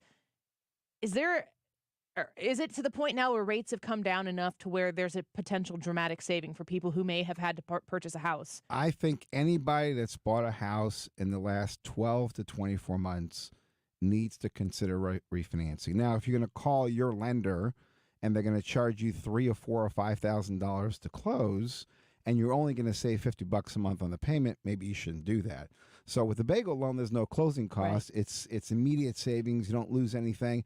And guess what? If the rates go down even more in 6 months, you can do it again. Mm-hmm. So you're not losing anything at all by refinancing. So if you're in that situation, or if you have an FHA loan, you're paying a lot of PMI or something along those lines, you ought to consider refinancing. Give us a call. Get the bagel loan. It won't cost you anything, and boom, you got a lower payment for nothing. That's the key. Yeah, I can speak plainly from my own personal experience that it was that simple. And I know that in my conversations with you, anytime someone comes to you for a refinance, maybe they're in a better financial position and they can afford a larger monthly payment, but they're taking 10 years off of when they do the refinance, the rates have gone down. They're going from a 30 to a 15 or a 20 or a 10-year loan or something like that. But it does become punitive to reinvest in yourself that way if you end up having to pay a ton of money up front in closing costs, which is how they make their money. I just took a loan from a company you may be familiar with or not. It's called Rocket Ship Mortgage. We won't say the name of it, but it's close to that. And our rate, our interest rate was 0.25% higher than what Rocket Ship Mortgage was offering them. So the customer said, why am I going to go with you? So I said, give me your estimate. And this is where consumers get screwed up. They don't understand the documents that they sign. They don't know how to read them. The government has made it very complicated. So they said, give it to me. And I showed them where Rocket Ship Mortgage was charging them $6,500 in just lender fees. That 0.25%, they're getting paid. The 0.25%, you're paying to get 0.25% lower, but you're never going to recover the $50 a month that you're saving because it's costing you $6,500 to get there. So you have to look at the whole picture, see what you're paying. One of the things you can look at is something called the annual percentage rate, the APR. You see that on credit cards, you see it on car loans. Your APR is your true cost of money. If you're getting an interest rate and your APR is more than 0.25% of what your interest rate is, you are being taken for a ride. Mm-hmm. They are charging you a lot of funds. So don't shop the note rate, shop the APR. With us, the APR and the note rate are the same thing because there's no cost. Right. But if you go into another lender, look to see what you are spending to get the interest rate that you have, because that's a key factor. Costs are up right now, and it's a shopping season, so a lot of people are trying to figure out how to check off all the boxes for all the gift giving during the holiday season, and I think people are probably looking or maybe knowing that they should look but not looking or avoiding looking at their credit card bills and seeing the rates that they're paying on credit card debt. And once you get to the point where you're just paying off the minimum payment and not paying off the principal, man, they got you for a lot. I think most consumers don't. I bet you if you ask 100 people what's your interest rate on your credit card, they can't tell you. Yeah. And they don't want to look at it because they're scared. But we see interest rates 20 to 30%. and their variables are not fixed. So they're paying a minimum payment. We just refinanced unfortunately, a 97.1 listener who had incurred, not that they're 97.1 Yeah, listener. that's the fortunate part. That's the and we're fortunate happy part. to They're have smart to connected figure it you out. with Stewie. That's right. $85,000 in credit card debt since last year because of the inflation situation, because of the economy. They were making good money. The credit was good. The credit had dropped. They got into all this debt, and they're like, what do I do? And he didn't even know the exact amount that he owed or what the total payments were. He just knew that he's starving month to month. He's stressful with his marriage. Things are happening. We had to fix it. So we refinanced all that. We gave him a payment, I think it was almost $3,000 less total Wow. than he was making. This is a step in the right direction. When rates go down, his credit gets better. You can refinance again. You know, you go to get a pair of shoes, okay, and you go and you buy them. If you have a back problem, you don't just buy any pair of shoes off the street. You have to go to the right store, make sure they look at your feet, look at your back. I'm just saying that because it happened to me.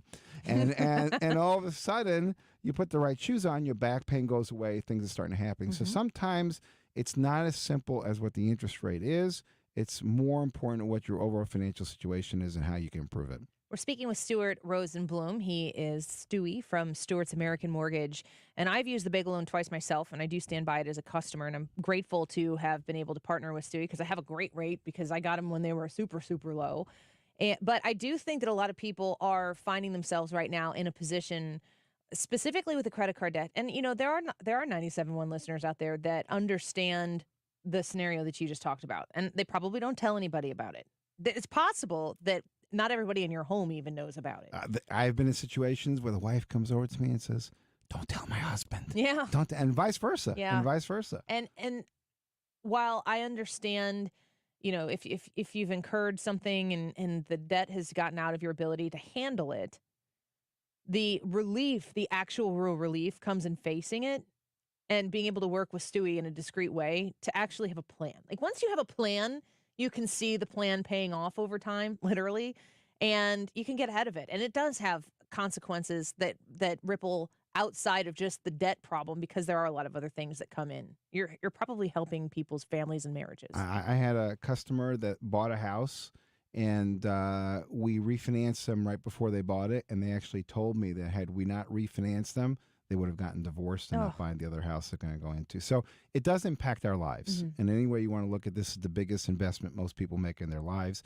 You got to be able to know how to use it as a vehicle to have better quality of life and better relationships. And that's what it's all about. It's not about the dollar. It's about the quality of life. So, Stuart, if rates are going to come down, which they've already come down. Yep. But maybe they'll go down a little bit more. I don't know what your prediction is. I think by April, May, it'll be down almost a whole % more than where we are today. Well, if that continues to happen, I would assume that there would maybe be more people willing to move because they're willing to put their house on the market so it could sell so they can get the better rate because maybe they couldn't afford the house they wanted to move into. If the rates are so high, they couldn't get their own mortgage. So I'd imagine there's a ripple effect here. What does this mean for house prices, for the competitive nature, for people who want to list, for who want to buy? I predict that you will not see pricing adjustments till 2030. Whoa. Okay, So you're saying I got some time. I think you're going to see prices continue to rise. So here's what is going to happen. And this is why I'm a big fan of buying right now. If you wait 3 or 4 months, interest rates are lower. Yes, you're going to have more inventory because people are going to say, okay, I can sell my house now, buy. But it's not going to be proportional to the people that want to buy homes. And we have people like you that are saying, hey, I'm sitting on this great 2-3% rate. I can go full 30 years, 20 years like this. This is great. So the inventory is not going to increase as much as the buyers are. Prices are going to continue to rise. People are going to, you'll get a lower rate, but you're going to pay more for the house. The smartest thing to do is buy right now, okay? In the winter season when it's slower, you'll have the best opportunity. The rates are still up there, so you don't have as many buyers. You buy it now, and then when the rates go down, you refinance for free or you refinance with your other lender if you want to pay more. So you do it that's going to be your best way to go. And we are constantly evolving products and different ideas of how you can buy houses with little money or no money down. So there's opportunity to be able to do that.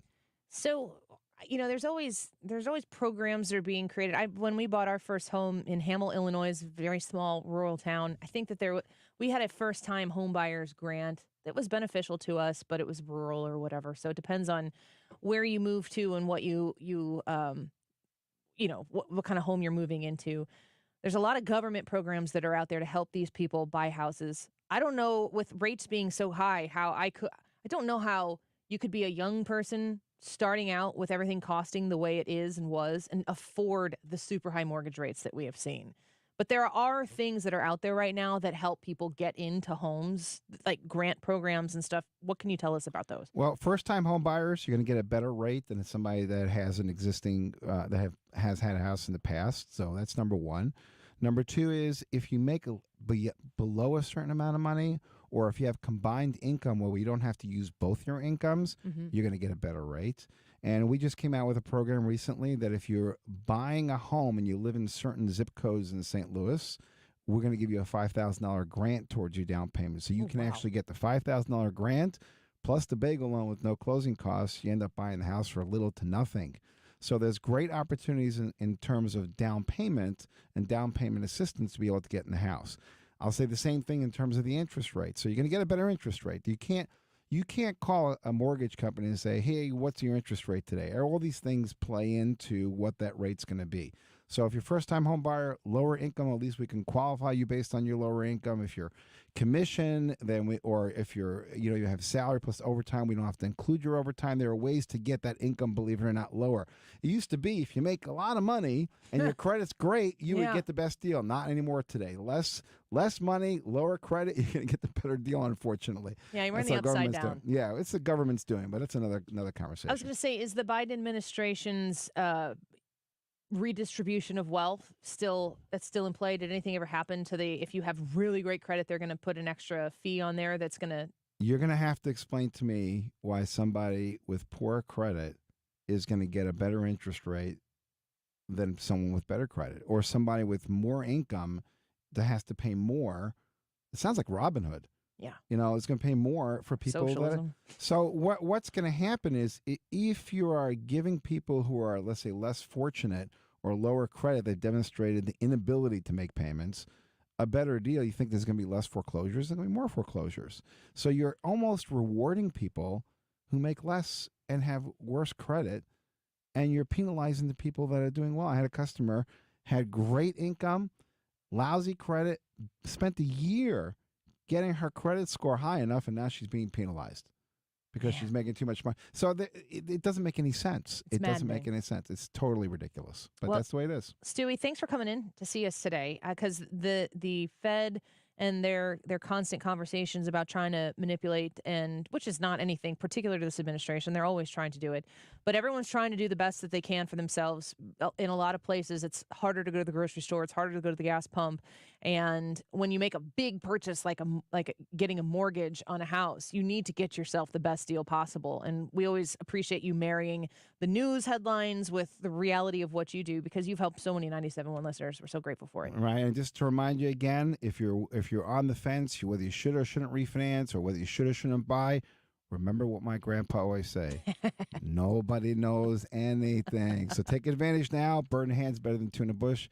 You can always fix it when rates do go down. Yeah, and I know that Stewie has talked to friends and family of mine that I've personally referred to him, and you go in thinking you're going to do one thing, and he's been able to get him an even better deal doing another. You talk to Stewie, just tell him what your issue is, 314-324-4440. If it's trying to get a mortgage, a refinance, a cash out refinance, Stewie's going to help you and make sure that you get the best possible situation. Happy Hanukkah. Happy holidays. Thanks for being here. Merry Christmas, and thanks for having me. All right. We'll talk to you again soon. Stuart Rosenblum with Stuart's American Mortgage in studio with us.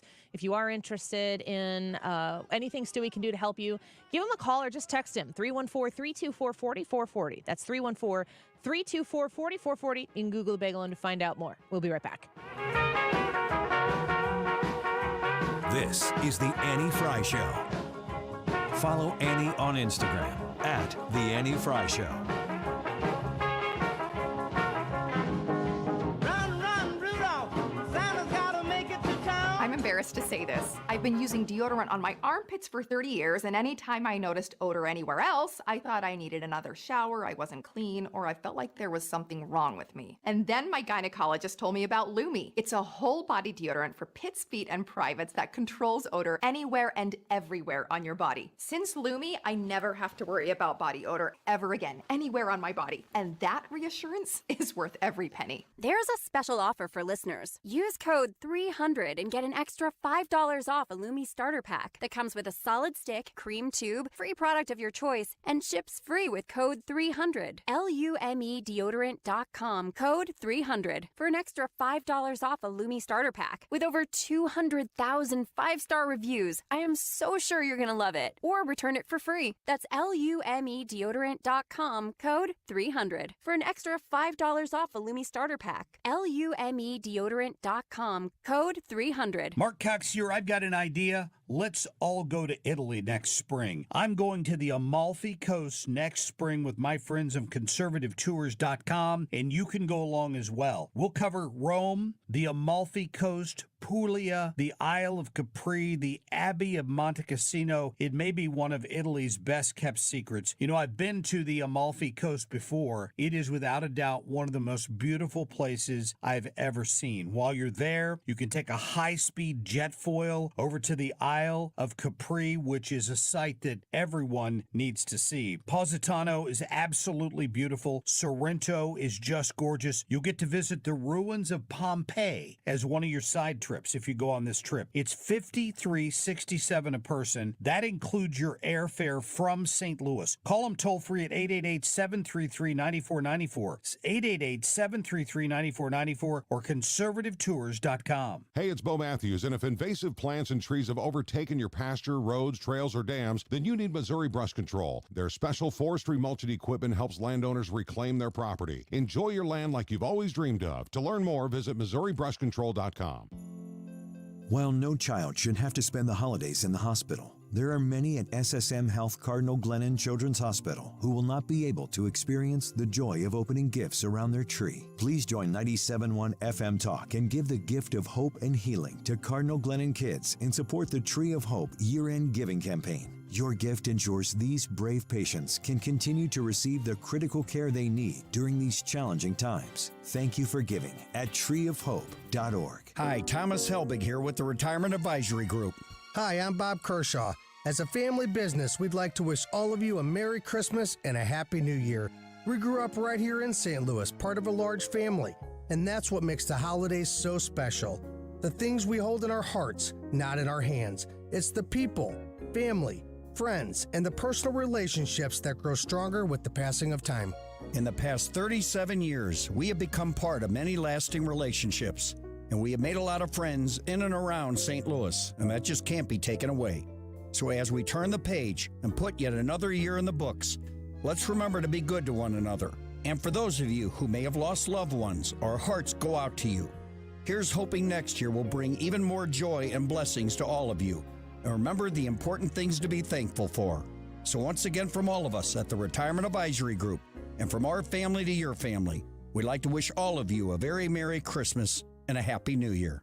Today is the first day of the 12 days of Annie Frey Show Cardinal giveaways, going all the way through, I think it's 2 Tuesdays from now. So get ready, because the 2 o'clock hour is when we're giving away our first ticket pack. These are big ticket packs. This one is a Friday 5-pack, so 5 games that we're going to give to the, well, we'll say probably the 9th caller sometime in the 2 o'clock hour. Not right now. Get ready for it, though. The number's 314-241-9797 for when we say. It's the crack of the bat. All right. That's coming up in the 2 o'clock hour, so stick around. It's 1:48. This time check is sponsored by Jerry Kelly Heating and Air Conditioning. It's time for a $98 furnace tune-up. You could be watching this right now. Tune into the Annie Frey Show live stream. YouTube, Facebook, Rumble, Twitter. You know what? Just type in Annie Frey Show live stream.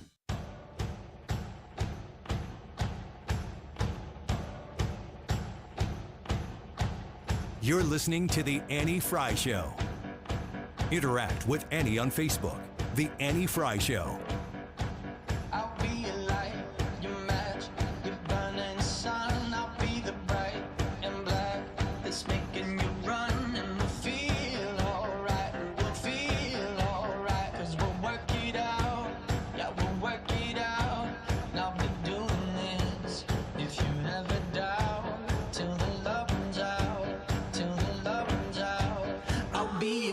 Welcome back to the Annie Frey Show. Thank you for being with us this afternoon. The YouTube live chat poll today. How do most people feel about the political opposition?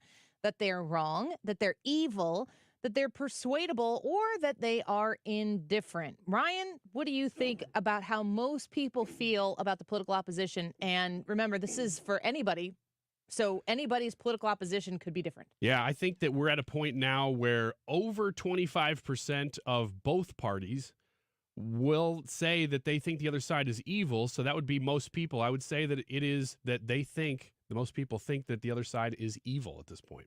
You would say evil. Yeah. What do you think, Brad?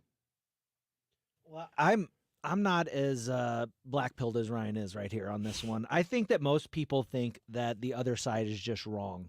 I'm sad that they don't think that they're persuadable, but I think that for the most part they think that they're just wrong. Either they've been lied to or they don't quite understand what's going on, but they're wrong. I don't think that most people think that the other side has evil intentions in it. Greg Z says on YouTube, they are wrong and sometimes do evil things, but some are just plain evil to the core. Jayapal contextualizing rape in order to diminish the barbaric evil of it is evil. Erica says, I don't think the rank and file opposition is evil, but I think a lot of other people do think they are evil. I think they're misinformed. Rick says, tough question in the poll today. I think you can find some of the opposition in any of the categories. I like to think that they simply are different in their views from my own. And Jackie says, yikes, I'm not sure how to answer this poll. Both parties are wrong, go along to get along, and mostly bought and paid for. The reason why I think it's important to kind of hone in, I should say, on what the opposition is, because you can influence somebody if they just think you're wrong. You can't influence somebody if they think you're evil. Or if you want to move them away from the thought that you're actually evil incarnate, the first thing you have to persuade them is that you're not evil. Then you have to get to the point where they're understanding that you just differ in opinions. And, of course, I could look at some of what the people on the left, I'm on the right myself, some of what people do on the left, and I do think that there is absolute evil behind it. But I know for a fact, having been around and deep within the political sphere of what is going on the right side, that there are people who are on the right side of the aisle who are absolutely participating in godless evil. So there's no exception to the rule here where all people on the right are one way, all people on the left are the other. But the way that you can affect actual change with somebody, you first have to understand how you are perceived by that person. I don't know how big of a response we're going to get in our poll today saying that the other side is persuadable. Because it seems to me like the number one thing that we can all agree on is that you're not going to go out there and change anybody's mind. So, I don't know. Yeah. Go vote in the YouTube live chat poll and tell us what you think. How do most people feel about the political opposition? That they're wrong, they're evil, they're persuadable, or they're indifferent? I'll go to some more comments here and read some of those. Scooter said, very interesting poll. Wish some were an option because some are wrong, some are evil, some are persuadable, some are indifferent, quite possibly in equal measure. But that's not an answer to the question, Scooter, so you got to pick one. But that is a good point. Hunter says, I believe the opposition is wrong, but they do have some evil beliefs. Doug says the opposition isn't evil. They often pursue ideas that are. And Craig says, if you really think that, quote, the other side is evil, you are a broken person looking to blame others out of ignorance and a shallow understanding of current events. But take, for instance, somebody who, abortion is such a dividing issue. For somebody who believes that is pro-abortion versus somebody who believes in, unequivocal pro-life, life begins at conception, you're very far apart on that issue. And I've talked before about how you have to first foundationally agree on some tenets of the conversation, such as when does life begin? Because if you determine that life begins at birth and you're arguing over what to do with a fetus, but one of you doesn't consider and acknowledge it as a life, then of course you're going to have differing opinions on what you can do with that clump of cells or baby girl or baby boy. You're going to have different thoughts and opinions on it. But you have to be willing to sit down and have the conversation first, a non-aggressive conversation about what that in fact is. And you have to be able to do it in a meaningful way where you're actually trying to listen to the other person. And I don't know that is prioritized in our political conversations. I do believe that there is no persuading people on political points. I do believe that we are not in any position in our society today to sit down with someone and try to get them to vote differently. Ground floor is trying to get them to speak to you in a way that is articulating where that individual comes from. In a manner where you're going to approach an issue and sit down with somebody who you know is diametrically opposed to what you believe, and you're going to say, this is... I noticed you posted this about this. Can you tell me a little bit more where you're coming from on that? And then they have to actually believe that you want to hear what they have to say. Not that you're sitting there in a calculation the entire time trying to figure out exactly what it is that you're going to retort so that you can tell that other person how wrong they are. Even though in your mind, if you were like me, a very pro-life person, there's not going to be something that is said by the other side that's inherently going to make you go, I think abortion up to birth is a really great idea. Like that's not going to be a formulation that you're going to have. But you might go and sit and listen into that conversation and understand even a fraction of why that person sees the issue differently than you do. And once you are in a position to understand the perspective, not the end-all, be-all position, the political position that person is, but if you can understand where that person is coming from, you can start to see each other in a way that might be meaningful down the road. And it's planting a seed, and it's moving in a direction of actual progress. And if the progress on a particular issue like that doesn't result in a 2024 Republican landslide victory at every step of the way so that we outlaw all abortion of all time, if it actually involves itself into a place where you can see each other, then maybe the culture will shift into more of a place where we value life and put our feet where our mouth is and participate in the lives of these people who need it the most. Let's give away Cardinals tickets in the next hour. Don't go away. The IRS definitely ramped up operations since the pandemic slowed them down, and activity only increases from here. Hi, this is Lance Story with the Lance Story Law Firm. If you're currently under audit or you haven't paid your taxes in the past, now's the time to call the Lance Story Law Firm. The IRS has a published Taxpayer Bill of Rights, which says you have the right to retain legal representation, because IRS problems are legal problems, and the Lance Story Law Firm focuses specifically on addressing IRS issues for our clients. It's all we do. We get out in front of the IRS, devise the best resolution plan, and work to make sure you're able to take advantage of every program you're qualified to receive. So before you send money to some out-of-town, high-pressure company, call the Lance Story Law Firm. We're local, located right here in St. Louis, or visit Lance, DRURYlaw.com to schedule your free consultation with your local tax resolution law firm, the Lance Story Law Firm, 314-238-7360. The choice of a lawyer is an important decision and should not be based solely upon advertisements. I'm really excited about a partnership that I have with STS Armory. Of course, it is a go-to destination for my family, for all of our firearm needs, ammo needs, accessory needs. They're located in Pontoon Beach, Illinois, and they're located online at sts-armory.com. But this weekend on Saturday, I uploaded the very first episode of our Practical Prepping podcast. And we just kind of gave you an overview of what you might need to do to be ready in a situation of an emergency. And these emergencies might involve, maybe some sort of medical concern that you might have in the event of a car accident while you're waiting for first responders to get there. Maybe the power goes out because of a tornado or a storm or an ice storm.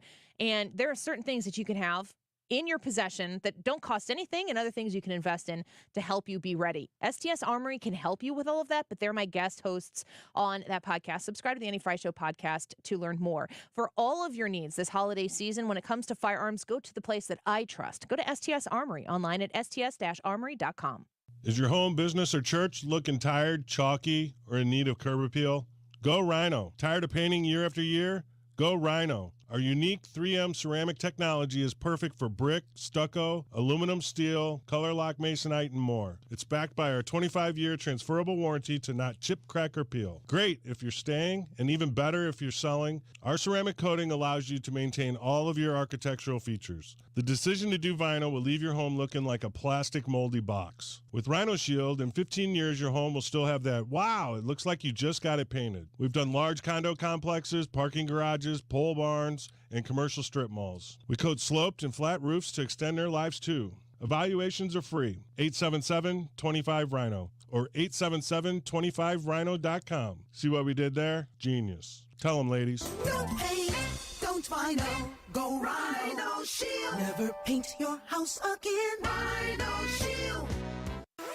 KFTK FM Florissant. From the Under Law Injury Lawyers, GetJim.com studio. 97.1 FM Talk. Always live on the free Odyssey app.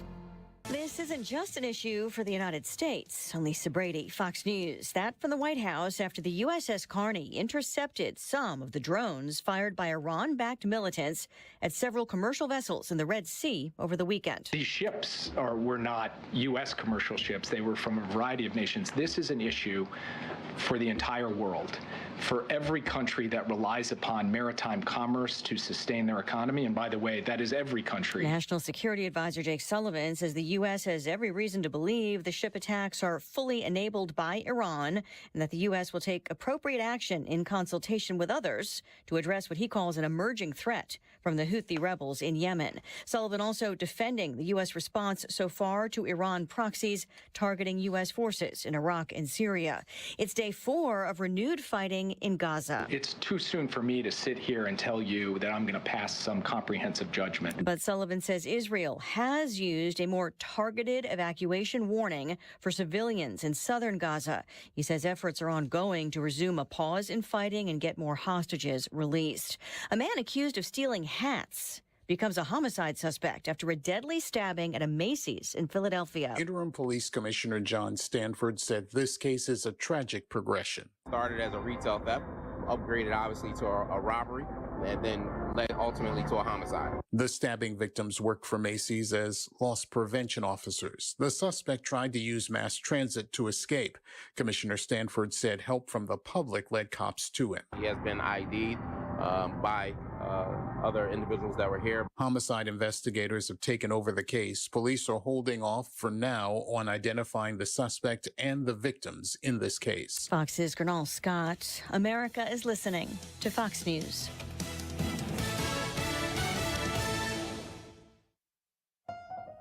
Hey, St. Louis, brace yourself for the ultimate holiday deal with Consumer Cellular. Snag an incredible 50% off the Iris Flip when you buy before December 17th, making it only $34.50. The Iris Flip is all the phone and camera you need with a user-friendly design, the perfect flip phone companion. Plus, you'll get nationwide coverage and always free activation. Don't miss out. Head to one of our 4 retail locations in your area and seize this deal this holiday season.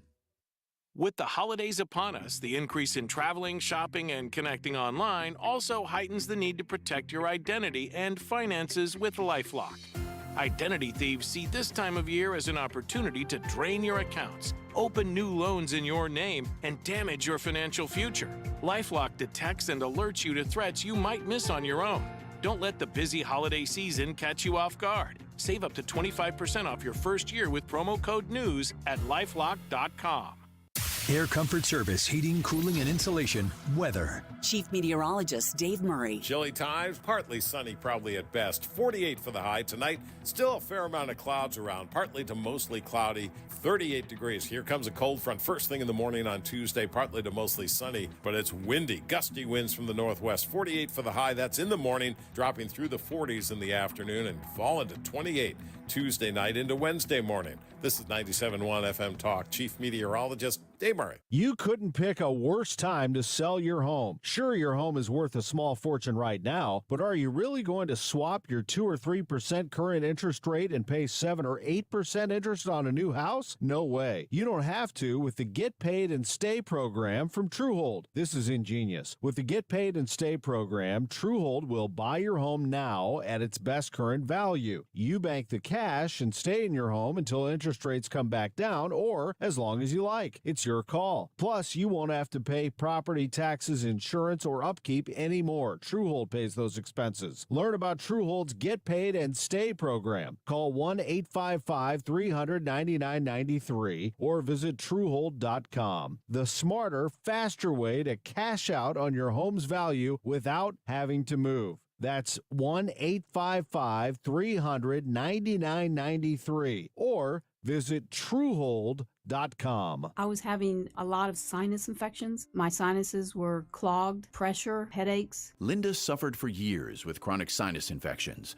You don't feel like doing anything. When you feel like your head is completely clogged, all you want to do is just lay down and sleep. And the pressure, it's just not fun, always walking around with a headache. Now, her issues are gone. How? A minimally invasive procedure done in the office of St. Louis Sinus Centers called balloon sinuplasty. I really did not know what it was like to feel like you're really breathing and not being so clogged up. I would do it again in a heartbeat, and I would definitely recommend it for someone else. Do you suffer with chronic sinus infections, facial pain, pressure, congestion? Find out if balloon sinuplasty is the solution for you. Set an appointment today with St. Louis Sinus Centers. Call 314-332-2885. 314-332-2885. That's 314-332-2885. If you want to lose weight, I've got a great idea for you. Mark Cox here for my friends at Victory Men's Health. They're now offering FDA-approved semaglutide. They have tremendous results with this medication. The average patient loses 15% of their body weight. Men and women can get semaglutide from Victory Men's Health at any of their 3 locations. Be sure and book your appointment today online at victorymenshealth.com. This holiday season, give them a steal. Save $40 on the HSA 45 battery-powered hedge trimmer. Go to steelusa.com/gift guide. Now $99.99 was $139.99 MSRP. Offer valid for a limited time only at participating dealers while supplies last. The choice of a lawyer is an important decision and should not be based solely on advertisements. The vote is in. STL Today has certified the result. Onderlaw has been voted 2023's best law firm in St. Louis. When you're injured, call Onder Law at 314 or 618-9000000. Conservatives care, supporting SSM Health Cardinal Glennon Children's Hospital. Join us by attending the Give Back Trivia Night on January 5th, hosted by Mark Reardon, or donate at 971talk.com/events. This hour of the Annie Frey Show is brought to you by Ruler Foods. Low prices, no coupons. Ruler Foods. That is exactly what I needed to hear. Thank God someone here knows what they're talking about. That's us. That's right. Gotta love this American ride. All right, you need to take the time and get the full picture.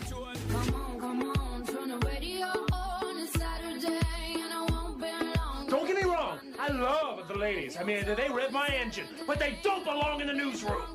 It is Anchor Man, not Anchor Lady. What do you want from me? I'm not America's sweetheart.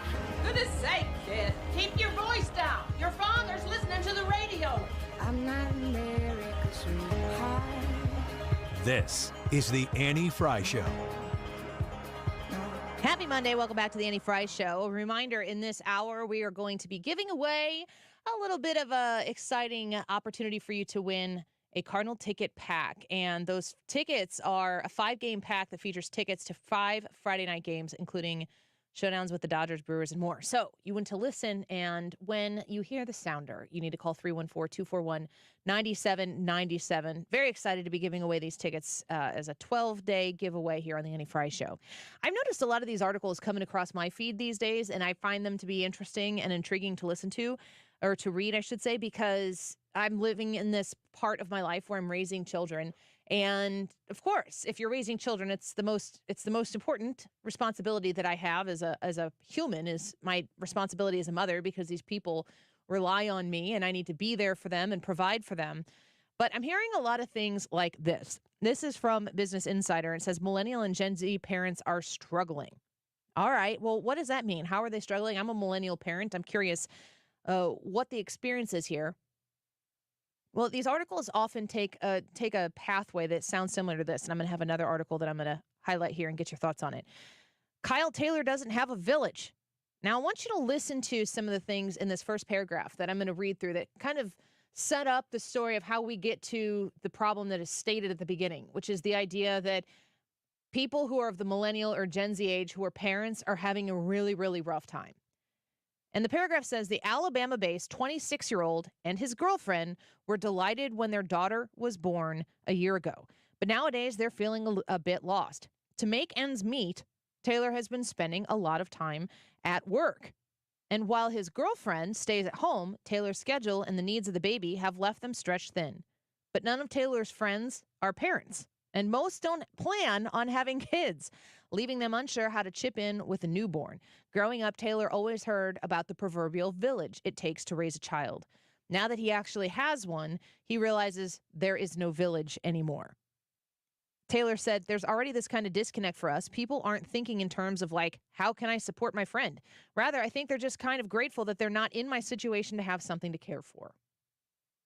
As far as parenting goes, what a bleak outlook on the idea of raising children. And while I understand as a parent that there are ebbs and flows to the joy that you feel when you're a parent, and I have almost 14-year-old and 11-year-old, and the 14-year-old, I would say this in front of them, but the 14-year-old boy and the 11-year-old girl are about on par from a maturity standpoint, which is science. But they're both in middle school. They're in 6th and 8th grade. And on any given day, you could look at them and they could just be very offended that you did that. And there's like that you try to do everything you can, and maybe on the one day you just cross paths in a way that isn't conducive to a really joyful, like, man, I am so happy that being a parent right now is my number one priority. That's not always the case. It is not all sunshine and rainbows all the time. And there are also times where the kids aren't doing anything wrong and you had a rough day at work, or maybe some sort of financial situation you're trying to get through, or maybe you just had a really stressful commute home because the traffic was crazy, and you come home and your kid looks at you in a certain way and you misinterpret it, and then, you're off to the races once again. So in a normal circumstance, in a normal scenario, in a family where you're raising children and these kids are trying to go from the point where they need you for every single need needs to be met by the parent, to your entire responsibility is to make it so they don't need you really at all. It's difficult. It's a challenge. It is. Some days it feels like it's an impossible feat to achieve. On other days, you could be on top of the world and question how you could have ever potentially lived without these beautiful creatures that you've created. But the point is that when you look at a scenario like that, where everything is kind of, you go through the process the way traditional society says that you should bring children into the world, it's still difficult. Does it make it inherently harder when I'm reading this story about a 26-year-old and his girlfriend who were delighted the year their daughter was born? At 26 years old, you might not have a ton of friends, acquaintances, relationships of people your age that have children. We had Charlie at 25, and he was the first grandchild on both sides. None of our friends had kids at that time. None of our close friends had kids at that time. I mean, I remember distinctly people, friends and family alike, calling us and being like, hey, we're going to go get some Mexican food. We're going to go, but we're going to eat in 30 minutes. And we lived probably about 20 minutes away from the restaurant that they'd go to. And you'd sit there and you'd be like, I need 90 minutes to even consider getting out of the house. Ryan, you had twins, so I would imagine that becomes even greater. But when people around you don't understand the child rearing lifestyle, it also is unsupportive. Should we not culturally be focusing more on emphasizing some of the traditional ways of doing things, especially when it comes to bringing children into the world and raising them? Not as the only way to do it, and not as an excuse to, if it's not in that context, that the child shouldn't exist at all, but that there are a lot of benefits to having a relationship where you court one another, you get married, then you move in together, then you discuss having children, and then you go about this lifestyle in a way that is a little more planned out. Isn't it? I mean, it's like, I can't emphasize enough I know it's not the only way that it happens, and that doesn't mean that we shouldn't protect and value the life when it happens outside of that order. But that order is there for a reason. Yeah, it's one of the reasons I'm glad that we're having this discussion, that we do have this discussion, because as a culture, we kind of don't. We don't really talk about not only those values, but we don't talk about what it means to, we kind of throw people into that situation and expect that they're going to figure it out. And then you hear a lot of this going, oh, there's a lot of issues here. I didn't realize that it was going to be a lot harder to have a village, to help me raise this child. I didn't realize this and that. Well, it's because we didn't talk about it in all the stages leading up to that either. And now we're just expecting that you're going to be fine.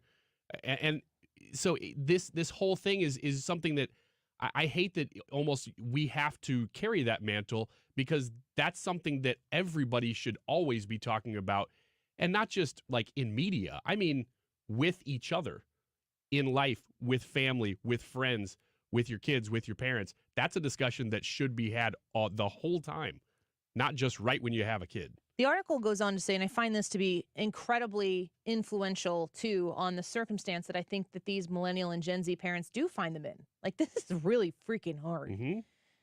The paragraph reads from this Business Insider article, millennial and Gen Z parents are finding themselves isolated. Maybe they've moved away from their family in search of a well-paying job or cheaper rent. When parents are close by, they're often still working and don't have time to pitch in with childcare. Outside the family tree, many of their peers either can't afford or are choosing not to have kids, making it harder for them to understand what their new parent friends are dealing with, and raising children is becoming increasingly expensive, adding an economic weight to their worries. The first part of that paragraph, where it talks about how millennial and Gen Z parents have left their village, which is my word for it, but have left their family behind because they're pursuing some sort of career advancement or opportunity. There's nothing wrong with that. Like, it's very important for people to understand that when you do that, when you move to try to better your career, there's nothing wrong with that. But you are doing that at the consequence of losing the village that will help you care for your children really as much as you do, which is the grandparents that are involved. So we live in a world now where money is prioritized, and that's evident by the rest of the paragraph that really talks about children as like a consumable commodity. The idea that you have kids and kids cost. Kid, you will never, ever, ever have enough money to afford easily all of the expenses that come along with having a child, because what you invest in that kid will always meet the level of income that you have and the opportunity that you think that you have for those children due to the income that you are bringing in. If you are making $1 bajillion, you're going to be looking for the school that costs $1 bajillion because you want them to have that opportunity. That doesn't mean that if you sent them to a public university, or, if you were not getting them into the 5-figure daycare when they're 2 years old, that they're going to fail in life. That's not the case. But when children are made, and first of all and foremost, when children are made to be expendable, when the value of a child in our culture today centers around how that child fits, how that child's life fits into the current existence of the lives that brought that child into existence, now you are making that child a basically a monetizable commodity that can be discarded if it's inconvenient.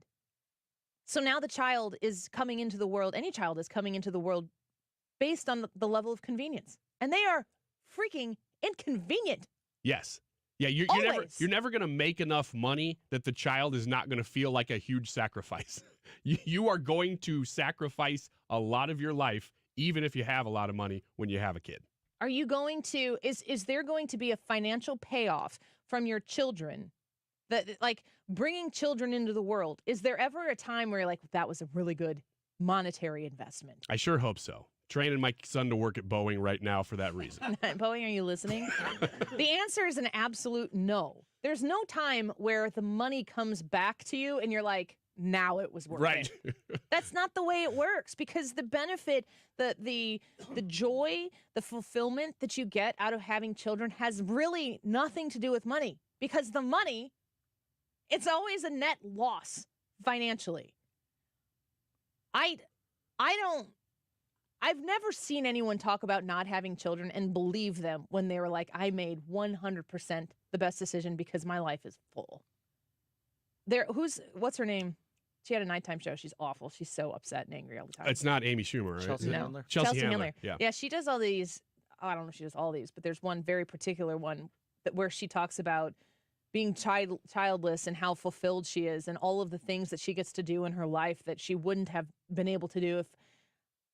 Does she talk about having abortions in that? I don't want to pin that on her if she didn't talk about it, but she's articulating how free and fulfilled she is, specifically because she doesn't have children. And when you watch that at the end, I am so sad. I'm sad for her, not because she didn't have children, but that, like, I watched that and I'm like, I do not believe you. Yeah, she's in that clip. I remember that. She sounds like she's trying to convince herself. Yes. More than anything. Yeah, it's a very good way to put it.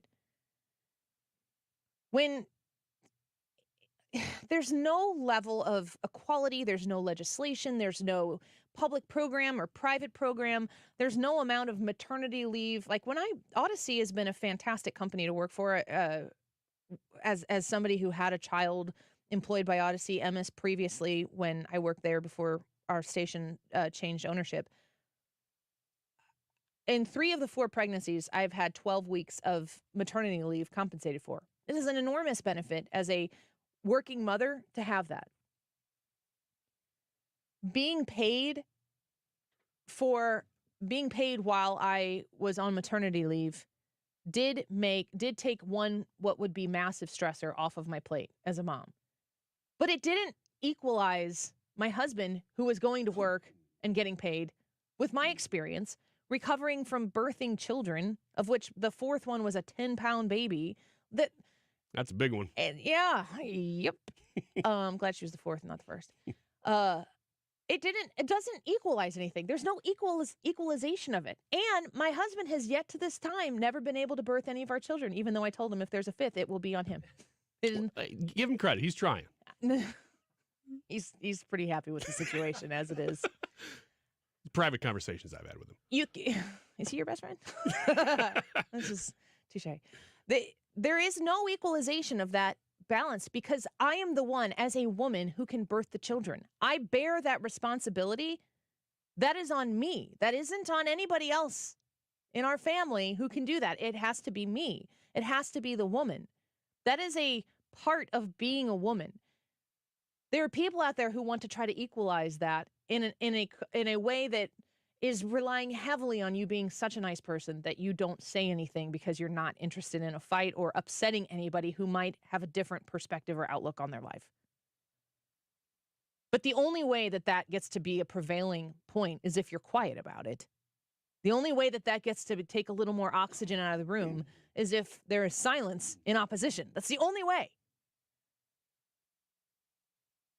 We are having generations of parents coming into the fray who have been, I mean, honestly, since I don't know if we're crapping on the millennials or the Gen Z. That's usually the way it works. I'm happy and sad for Gen Z that we get to push some of this stuff off onto them now that we're aging so gracefully. Some. I am very sad that they have been raised in a culture that devalues everything that is traditional simply because it is traditional. The idea that there are traditions that exist because they're the best way for society to function, that all of that can get destroyed, destructed for the sake of some sort of political movement that relies on silence in order for it to continue to evolve and grow. And now there are people out there who, if I didn't have my parents and my in-laws to help raise our kids, I certainly wouldn't be here.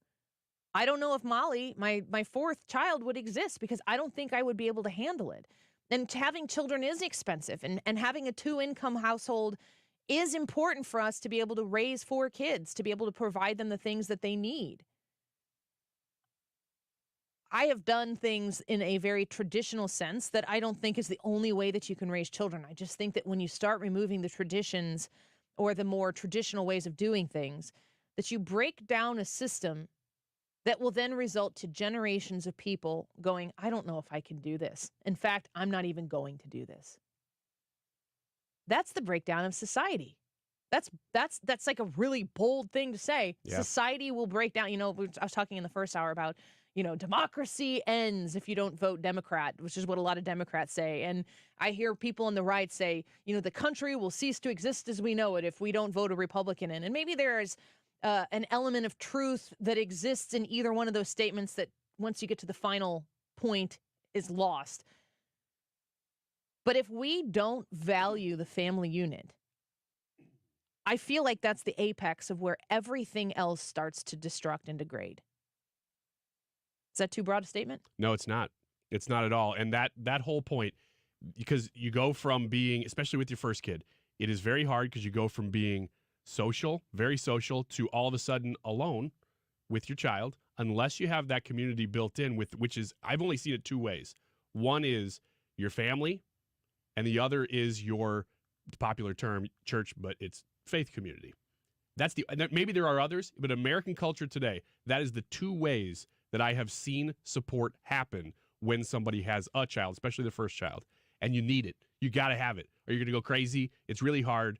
You're going to end up, divorce rates go up, especially for parents of twins. I know that makes it even more difficult. Exactly. When you have kids, because all of a sudden you're both being asked to sacrifice more than you ever have before. And some people just aren't capable of it, and they blame the other person. Yeah. These things, we've got to help these families, and they usually go into these situations completely unarmed for them now. And I like the way you put that, because when I was writing down what I wanted to talk about in the first segment, first hour today, culture battles, I have family and religion. Those are two different heads of categories. And under family, I have fatherhood, I have access to children and who makes decisions for children, and falsely empowering children to make decisions for themselves that they're not capable of making, and then handing over the monitoring and regulation of that to some sort of governmental entity, which is absolutely absurd. And then in religion, and we can talk about that when we come back as well, how we absolutely prioritize the importance of religion in our American culture today, which I think American culture is downstream from European culture. We don't set the tone, but we kind of take it, as we do with most things, and make it big. Religion is still at the epicenter of what we do. We just have a disagreement on who God is. Let's talk about that when we come back. Leah says she has a comment on this parenting story as well. And she's a Gen Zer, so we'll hear from her and her thoughts on that as well. And the YouTube live chat poll for today: how do most people feel about the political opposition? That they're wrong, they're evil, they're persuadable, or they're indifferent? I want to know what you think about it. Wolf says, I voted indifferent. I have been labeled because I vote Republican and stand up for my beliefs, but I will not label another person. There are extremes on both sides that need to be fixed. Scott says, I think misguided should have been an option.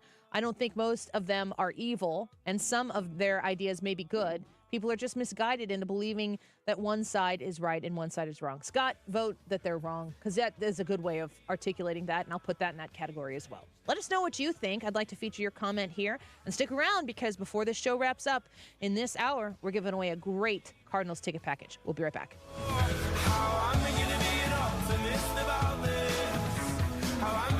You're listening to The Annie Frey Show. Follow Annie on Twitter @AnnieFryShow.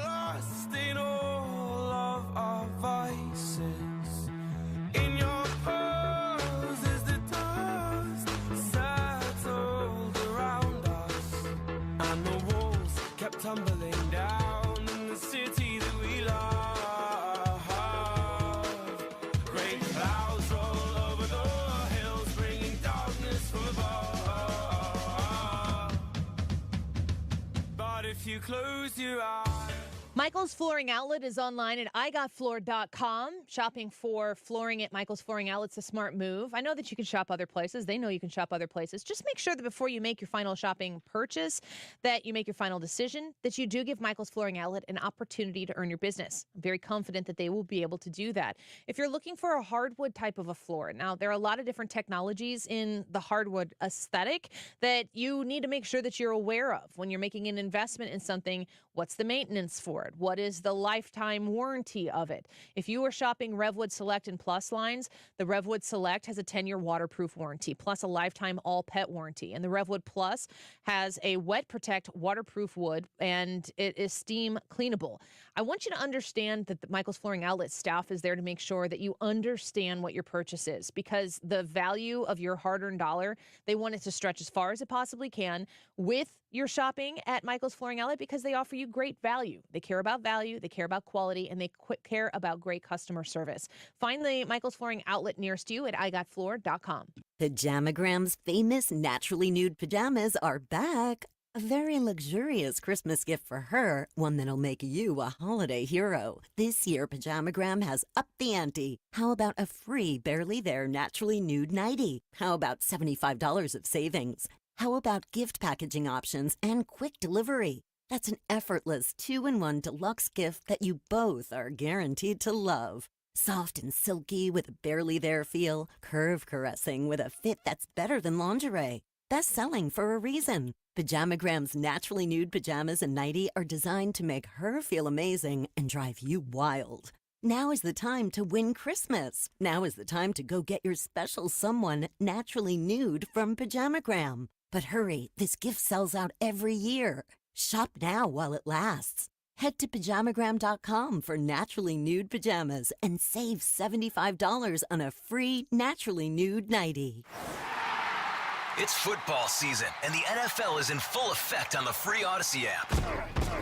We're heading into the final stretch of the regular season, and the playoff picture is starting to come into focus. Whatever team you're rooting for, the free Odyssey app has you covered with the local talk and your team's podcasts. Plus, listen to play-by-play of every Sunday night, Monday night, and Thursday night game from Westwood One. If you're looking for the NFL, it's all on the free Odyssey app. Download it today and search for your favorite team. That's AUDACY. Updating your home with James Hardie Siding has never been more popular. With all the options available, you need a partner to maximize your investment. The rising prices on vinyl siding has made Hardie Siding a great alternative. Siding Express is ready to refresh the appearance of your home or totally transform the look by installing Hardie Shake, board and batten, lap siding, or a stone accent to make it your dream home again. Siding Express is an elite preferred James Hardie contractor. Need ideas? Go to sidingexpress.com and schedule a free, no-obligation consultation today. If you've been thinking about learning a new language, now is the time to start with Rosetta Stone. During their Cyber Monday deal of a lifetime, you can get a Rosetta Stone Unlimited subscription for over 60% off. It's their best sale of the year, guaranteed. The subscription gives you lifetime access to all 25 of their languages, including immersive lessons, learning tools, new live lessons, and so much more. Whether you're gearing up for travel or hoping to connect better with those around you, Rosetta Stone prepares you for the real world. Their built-in pronunciation tool helps you fine-tune your accent, and their award-winning app features 10-minute lessons to fit into even the busiest days. Plus, every subscription now comes with access to live lessons, where expert tutors teach you fun new words related to local holidays, cultural traditions, food and drink, and more. Don't wait. Visit rosettastone.com/radio to score over 60% off. Offer ends soon. Rosetta Stone, how language is learned. You're listening to the Annie Frey Show live from the Air Comfort Service Heating, Cooling, and Insulation Studio. Save up to $3,500 with double carrier cool cash rebates on a qualifying high-efficiency furnace or HVAC system. For details, get into your comfort zone, aircomfortservice.com. Odyssey is your home for all the audio that matters to you. Download the Odyssey app today to listen to 97.1 FM Talk, even when you don't have a radio. Always streaming at 971talk.com. It's a beautiful day, and it's a happy holiday. Rocket Jamaican way. The Annie Frey Show is streaming online. Watch us live on YouTube and subscribe. All is calm, all is bright.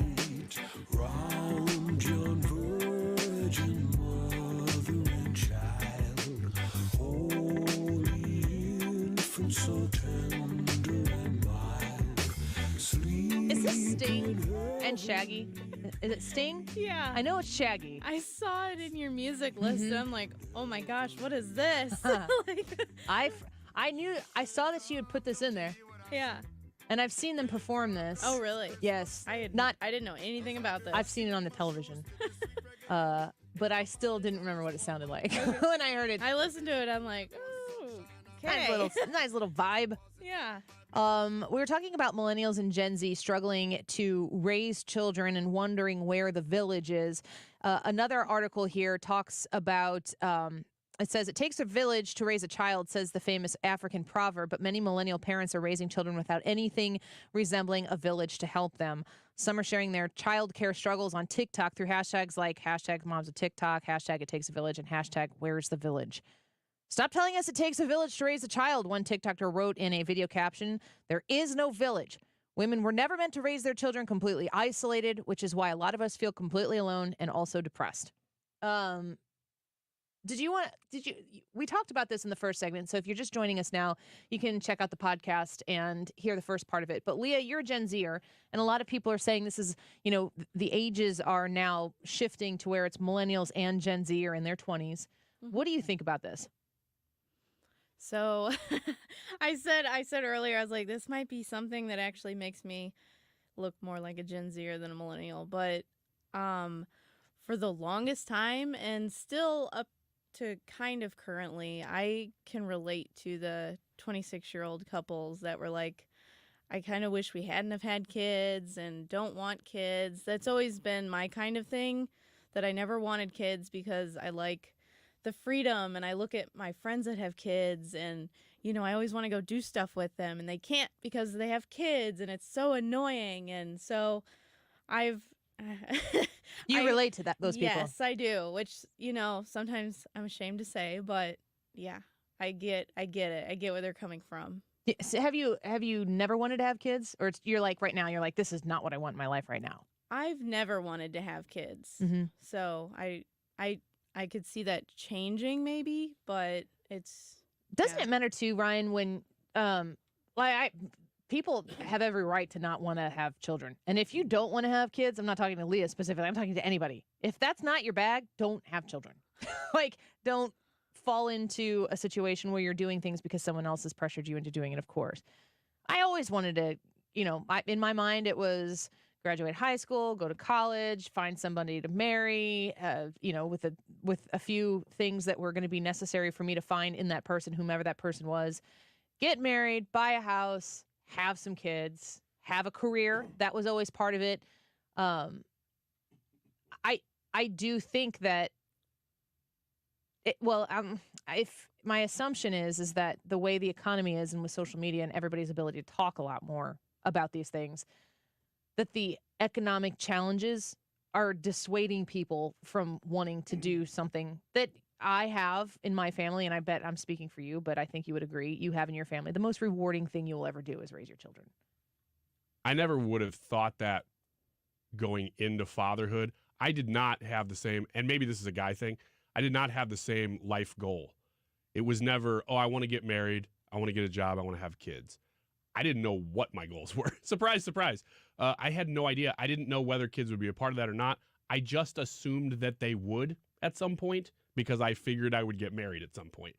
But it wasn't something that I was really looking forward to. However, now, after having children, and this did not happen when they were babies, because when it was babies, it was all sacrifice. It was hard. Yeah. It took years. Now, that didn't mean I didn't love those babies to death. But it's hard. The reality is I would love to say, oh, look at the Instagram reel, how wonderful it was to have twins, and then eventually our third too.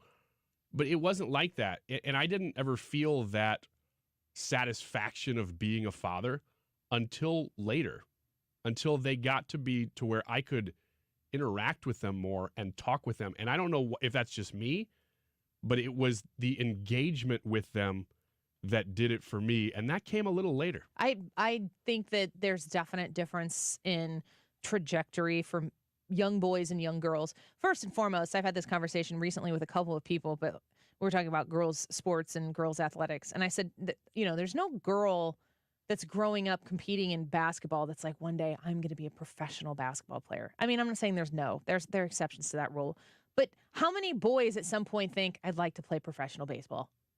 Every boy. Yeah, I mean, like yeah. that is the norm. I'm gonna be a baseball player, basketball player. I'm gonna be Football a famous player, something whatever. like that. Yes, Yeah. but I mean, a famous athlete, and you're young and you're playing in your yard, and it's the bottom of the ninth, and there are 2 outs, and it's Game 7 of the World Series. And I'm not saying that I never participated in a scenario like that, but there was never even that healthy delusion in my mind that I was going to be a professional athlete one day. Girls traditionally are raised to think, I'm going to be a mom someday. I'm going to have children someday. Now, that doesn't fit the mold for every young girl. That's just kind of the application of what traditionally happens. The boys, and then those young girls grow up and they say, I'm going to marry a baseball player one day. But the idea that girls and boys are raised with kind of different, like, what are your dreams? And your dreams are often not going to be achieved or attained. Sometimes they are, and it's wonderful when they are. I don't think that society and culture values families and having children and the responsibility and the payoff. If it's not a monetary payoff, if the investment doesn't seem to pay off for the parent, then it seems like something that people might opt out of with much more regularity. And like you're saying, I have the same experience of raising little kids that you do, but I think the feminine version is different than the masculine version of it. I love that itty bitty baby phase, cuddling. You're changing diapers, you're feeding them, and you're changing diapers and you're feeding. And then in between they smile at you, and then you change diapers, and then you feed them, and they sleep. But then they get to the point where they're mobile, and their entire purpose in life is to try to crawl off of balconies and fall downstairs. And your whole life becomes, I have to keep this child from trying to kill itself. And they can't tell you anything. They get mad. And I'd be mad, too, if I were trying to communicate to somebody over and over and over again what was bothering me, and they had no idea what I was talking about. That would frustrate the hell out of me. So there's this period of time where they're mobile and they're trying to kill themselves. And then all of a sudden you realize, I know this person. Like, I know who Molly is right now. She's 2.5 years old. And I know things about who she will be later in life based on her personality that has come out in the last year or so. But then it starts to blossom and bloom, and then you start to know these people that are more than responsibilities. To prioritize for myself, to say the blessing that it is in the midst of all of the stress that goes along with it, I just feel like in the broad conversation that happens about having children, raising children every day, that there needs to be more people speaking up for the blessing that is raising children. Not to say that this is how you should do things, but in the conversation right now, culturally, having children is the antithesis of the what's good for me conversation that is everywhere all the time. Yeah, I've made it a point in my life, not just like, radio talk. I mean, in my life, when I meet men who are either married or they're about to have a baby or they've just had a baby, especially. And Leah, you were speaking about this with your friends a little bit too. Mm-hmm. That phase, and maybe it's this way for girls too, but I know for guys, there is very little payoff in the leading up to having a baby and maybe even afterwards. So I try to tell them, look, you don't have to feel all the things. You don't have to experience these moments that people talk about. Wait for them to happen to you. And I don't know when they'll happen to you, but they will. And when they do, you will say, this is great. But don't try to manufacture it. And don't think that you've missed the boat, because it just will happen when it happens. And when it does, you will be so thankful that you have done what you've done. I think, like with Leah, with you saying you're 26, is that right? Yeah. You're 26. I think we would all agree the 20s are really hard because everybody is making massive life adjustments at different times for different reasons based on different circumstances. I mean, you probably go through the most dramatic change in your 20s because you're doing all of these things and you're supposed to do it as an adult. So you're supposed to do it because you've decided this was what's best. And in theory, you bear the weight the consequence of whatever decision that is, so you get to enjoy the success the way you haven't been able to enjoy it before because you've been somebody else's dependent. But you also endure a lot of the consequence in a negative way if something is hard, going and trying to figure out how to pay rent and the power bill at the same time in your 20s. So, regardless of where anybody shakes out on I want to have kids, I want to get married at 19 and have 3 kids by the time I'm 22 or something, versus the people who are like, I don't ever want to have kids, like you, Leah. Those are all personal decisions that we all make individually. I think it is a big challenge for everybody during that decade of the 20s to figure out where all of those individual people fit in with all of the other individual people who have always been in your life. Because you will part ways with people that will be very heartbreaking to part ways with those people because your lives just go in different directions. But then new people come in that are more in the line and on the path that you're on, and you establish those relationships. And then when you've run across the people from your past in the grocery store or on social media or something, the key is to kind of try to pull out the good parts of that relationship that's not as strong as it used to be before, which has always been a challenge for me. I've had to grow in that, where I have to kind of let go of what I thought it was going to be and invest in being grateful for what the positives were that I did have, but also understand that my life path is not everybody's. And life changes, man. Over the course of time, you establish more and more, at least my experience is I've established more and more of what my priorities are. And I've realized that those people who have priorities that don't align with mine, life priorities, and that doesn't mean their life, if we have the same priorities, maybe our lives don't look the same. But there are some basic things that I want to have in common with the people in my circle. And it's okay to part ways. And I think the hardest thing for me has been it's okay to let new people in also. Yeah. Let's talk more about it when we come back. Lee, you can stick around and get Brad's thoughts on this as well. Go vote in the YouTube live chat poll. How do most people feel about the political opposition? That they're wrong, they're evil, they're persuadable, or you're indifferent? Give us what your thoughts are on the live chat. And hey, stick around. We got something excited coming up here in just a minute or two. Holiday, silent night. This is the Annie Frey Show. All is calm, all is bright. Round your virgin mother and child. Holy infant, so tender and mild. Sleep in heavenly peace.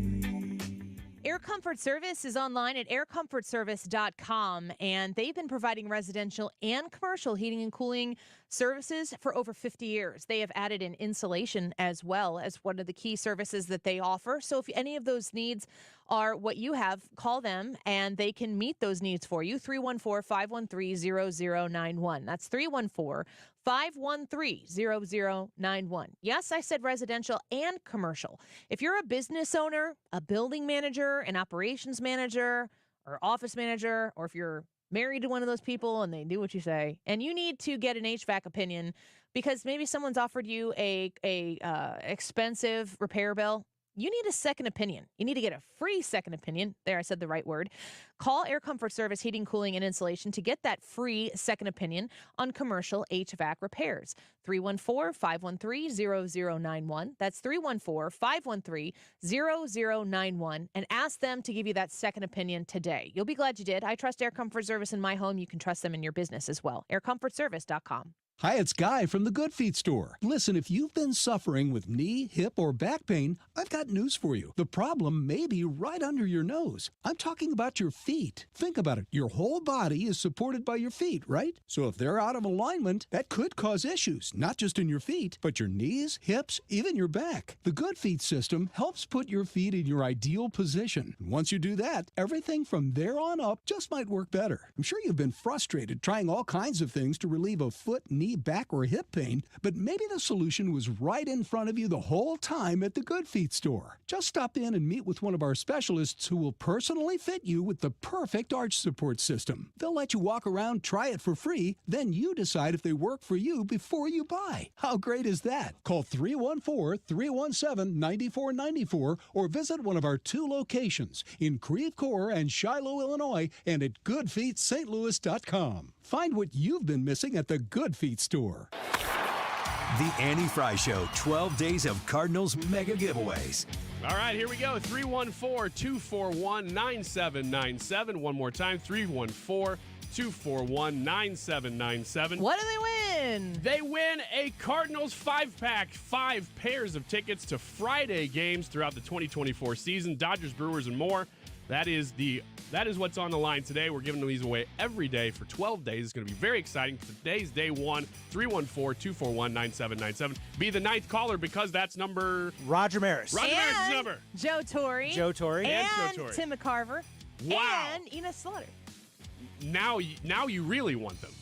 314-241-9797. Be the 9th caller. While no child should have to spend the holidays in the hospital, there are many at SSM Health Cardinal Glennon Children's Hospital who will not be able to experience the joy of opening gifts around their tree. Please join 97.1 FM Talk and give the gift of hope and healing to Cardinal Glennon kids and support the Tree of Hope year-end giving campaign. Your gift ensures these brave patients can continue to receive the critical care they need during these challenging times. Thank you for giving at treeofhope.org. Mark Cox here. Join me next spring on a beautiful trip to Italy. This is going to be great. We're going to fly into Rome. We are going to get on a bus and travel south to the Abbey of Monte Cassino, maybe Italy's best kept secret. It looks like something out of a picture book. We'll visit Puglia. We'll go to Caserta. We're going to spend several days in Sorrento. You'll have an opportunity to visit the ruins in Pompeii, and then Positano, which is on the Amalfi Coast and absolutely one of the most beautiful places I've ever seen. I can tell you, my wife and I have been there, and we can't wait to go back. You can even take a high-speed jet foil over to the Isle of Capri, which has some tremendous historic Roman ruins on it that you can visit while you're there. $53.67 a person. That includes your airfare from the St. Louis area. Call them toll-free at 888-733-9494. That's 888-733-9494 or conservativetours.com. Mark Cox here. If you're nearing retirement or already retired, call my friends Thomas Helbig and Bob Kershaw with the Retirement Advisory Group. They'll show you how to link to the market without the risk. They're the official financial advisors of my show. Go online to retirementkey.com. Congratulations to the winner of those tickets. Do you have a name, Leah? If you don't, I'm just putting you on the spot here. It's okay. Yeah, her name's Leah. Tom Do you have a name? Hammer from Kirkwood. Tom Hammer. Yeah. That doesn't even sound real. Bringing the Tom down. All right, the Annie Frey YouTube live chat poll we're going to talk about in just a minute here is how do most people feel about the political opposition? Your choices are they're wrong, they're evil, they're persuadable, or indifferent. Talk about that in just a second here. It's 2:51. This time check is sponsored by Jerry Kelly Heating and Air Conditioning. It's time for a $98 furnace tune-up. St. Louis's home for conservative talk. The Mark Reardon Show. Kent Heckenlively joins us. DEI is an agenda that destroys everything it touches. Weekdays from 3 to 6 on 97.1 FM Talk.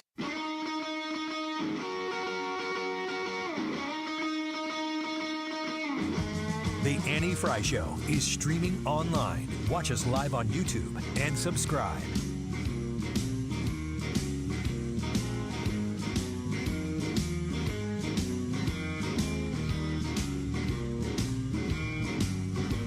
Can you believe that Elf is celebrating its 20th anniversary? I can. That's wild. Yeah. 2003. I think I remember when it first came out. I never saw it in the theater or anything like that, but I remember thinking that looks really dumb. I love that movie so much. It's great. It plays in our house. I'm not going to say like we watch it every day all year round, but Elf can always be on the television. Same in our here. house. Same here. It's legitimately funny. And there are lines in it that you overlook that you watch it again. You go, oh, man, it's really funny. Like when that guy's laying on his back when Elf is down in the basement doing packages and they're laying on their back and he goes, man, what's life going to be like? I'm 25 years old. Yeah, and he's got to be at least 45. He's at least in his mid-40s. Yeah. It's just a throwaway line that was really funny. There's a lot of that in that movie. I love it. It was when, I think it was Thanksgiving night. We had got done with dinner. It was just my parents who came over and ate with the 6 of us. And so it was super, super chill and relaxed. It was wonderful. And we sat down and like, let's watch a movie. All right, what are we going to watch? Elf was the first one that we watched. And I'll probably watch it about another dozen times before Christmas gets here. Real quick before we get to some of the results in the YouTube live chat poll, Brad, did you want to add anything to our conversation? Millennials feeling like their village doesn't exist. This whole idea of, to raise a child, it takes a village. Millennials and Gen Z are saying there's no village. Yeah, I feel like maybe if you're in this situation, and this is just my brain because I'm just a practical thinker in this way, if you're in that situation where you don't have a village, then you need to get to work starting your village. You need to start building those relationships with people that you know. And Ryan kind of pointed to this. For me, that village would be my parents, and then it would also be my faith community, my church, my friends and family at church. That would be my village. But if I didn't have that, I would have to get to work building friends that could get along with that. And I think you pointed to that too as well, that you've got to start moving people into your lives that are going to support your lifestyle, and moving people out of your lives that aren't going to be helpful in that lifestyle. Well, I want to add some of the comments here on our YouTube live chat poll for today, because we got to wrap up here in just a minute. How do most people feel about the political opposition? That they're wrong, that they're evil, that they're persuadable or indifferent? I think this conversation plays into the same kind of category. We're talking about political opposition here, but a lot of people have different lifestyles for a whole variety of different reasons. You never really understand where someone is coming from, why they choose to have, dozens of kids or no kids at all. And we're so pushed in our culture today to make assumptions about the results of the decision without ever taking time to understand the whys and the perspective and the reasoning behind why I had so many kids or didn't have any kids at all. So I think that this, like my whole focus right now is to work on pushing myself outside of trying to, the win on the scoreboard for me is not that I get somebody to vote the way I want them to vote. In fact, that's almost the antithesis of the purpose. Like, we have to actually work on understanding people and listening to them more. And maybe the political results happen down the road. Maybe they don't, but you can still win without having the need and the only goal and focus being changing somebody's political vote. Dirk says, I'm indifferent to my political opposition. I don't think they are evil. They are simply confused and misguided. Doug says the opposition isn't evil. They often pursue ideas that are. The results of today's poll: how do most people feel about the political opposition? That they're wrong, they're evil, they're persuadable, or they're indifferent. Ryan, real quick, what did you say? I said I believe that most people think the opposition is evil. Brad, you said? Wrong. I think most people think it's wrong. Leah, what do you think? I'll say they're evil. Evil. The results here say 4% think that the opposition is persuadable, 10% say indifferent, 37% say that most people feel the opposition is evil, and 48% think the opposition is wrong. So that's an interesting take. So few people say persuadable. So if we can't persuade people politically, I think we should change the game, change the field, and start sitting down and listening to people and seeing if we can learn a little bit, and then maybe we can affect some positive change. Mark Reardon, up next. Hey, it's Mark Reardon getting set to go for a Monday afternoon. We're going to talk about a member of the squad, Congresswoman Jaipel, talking about rape and how, it's bad when Hamas does that to women, but look at Israel, too. It's all coming up. I do appreciate all the referrals that we receive daily. It is phenomenal. I've said it. I can't say it enough how much I do appreciate the referrals. With that being said, if you do refer me, you're in great hands. I will not sell homeowners that work hard for their money, just like myself, crap that they do not need. But if you want good quality, man, you can't even say cheap anymore. I don't think I can even say cheap you can't even go by price. Okay, that's another commercial.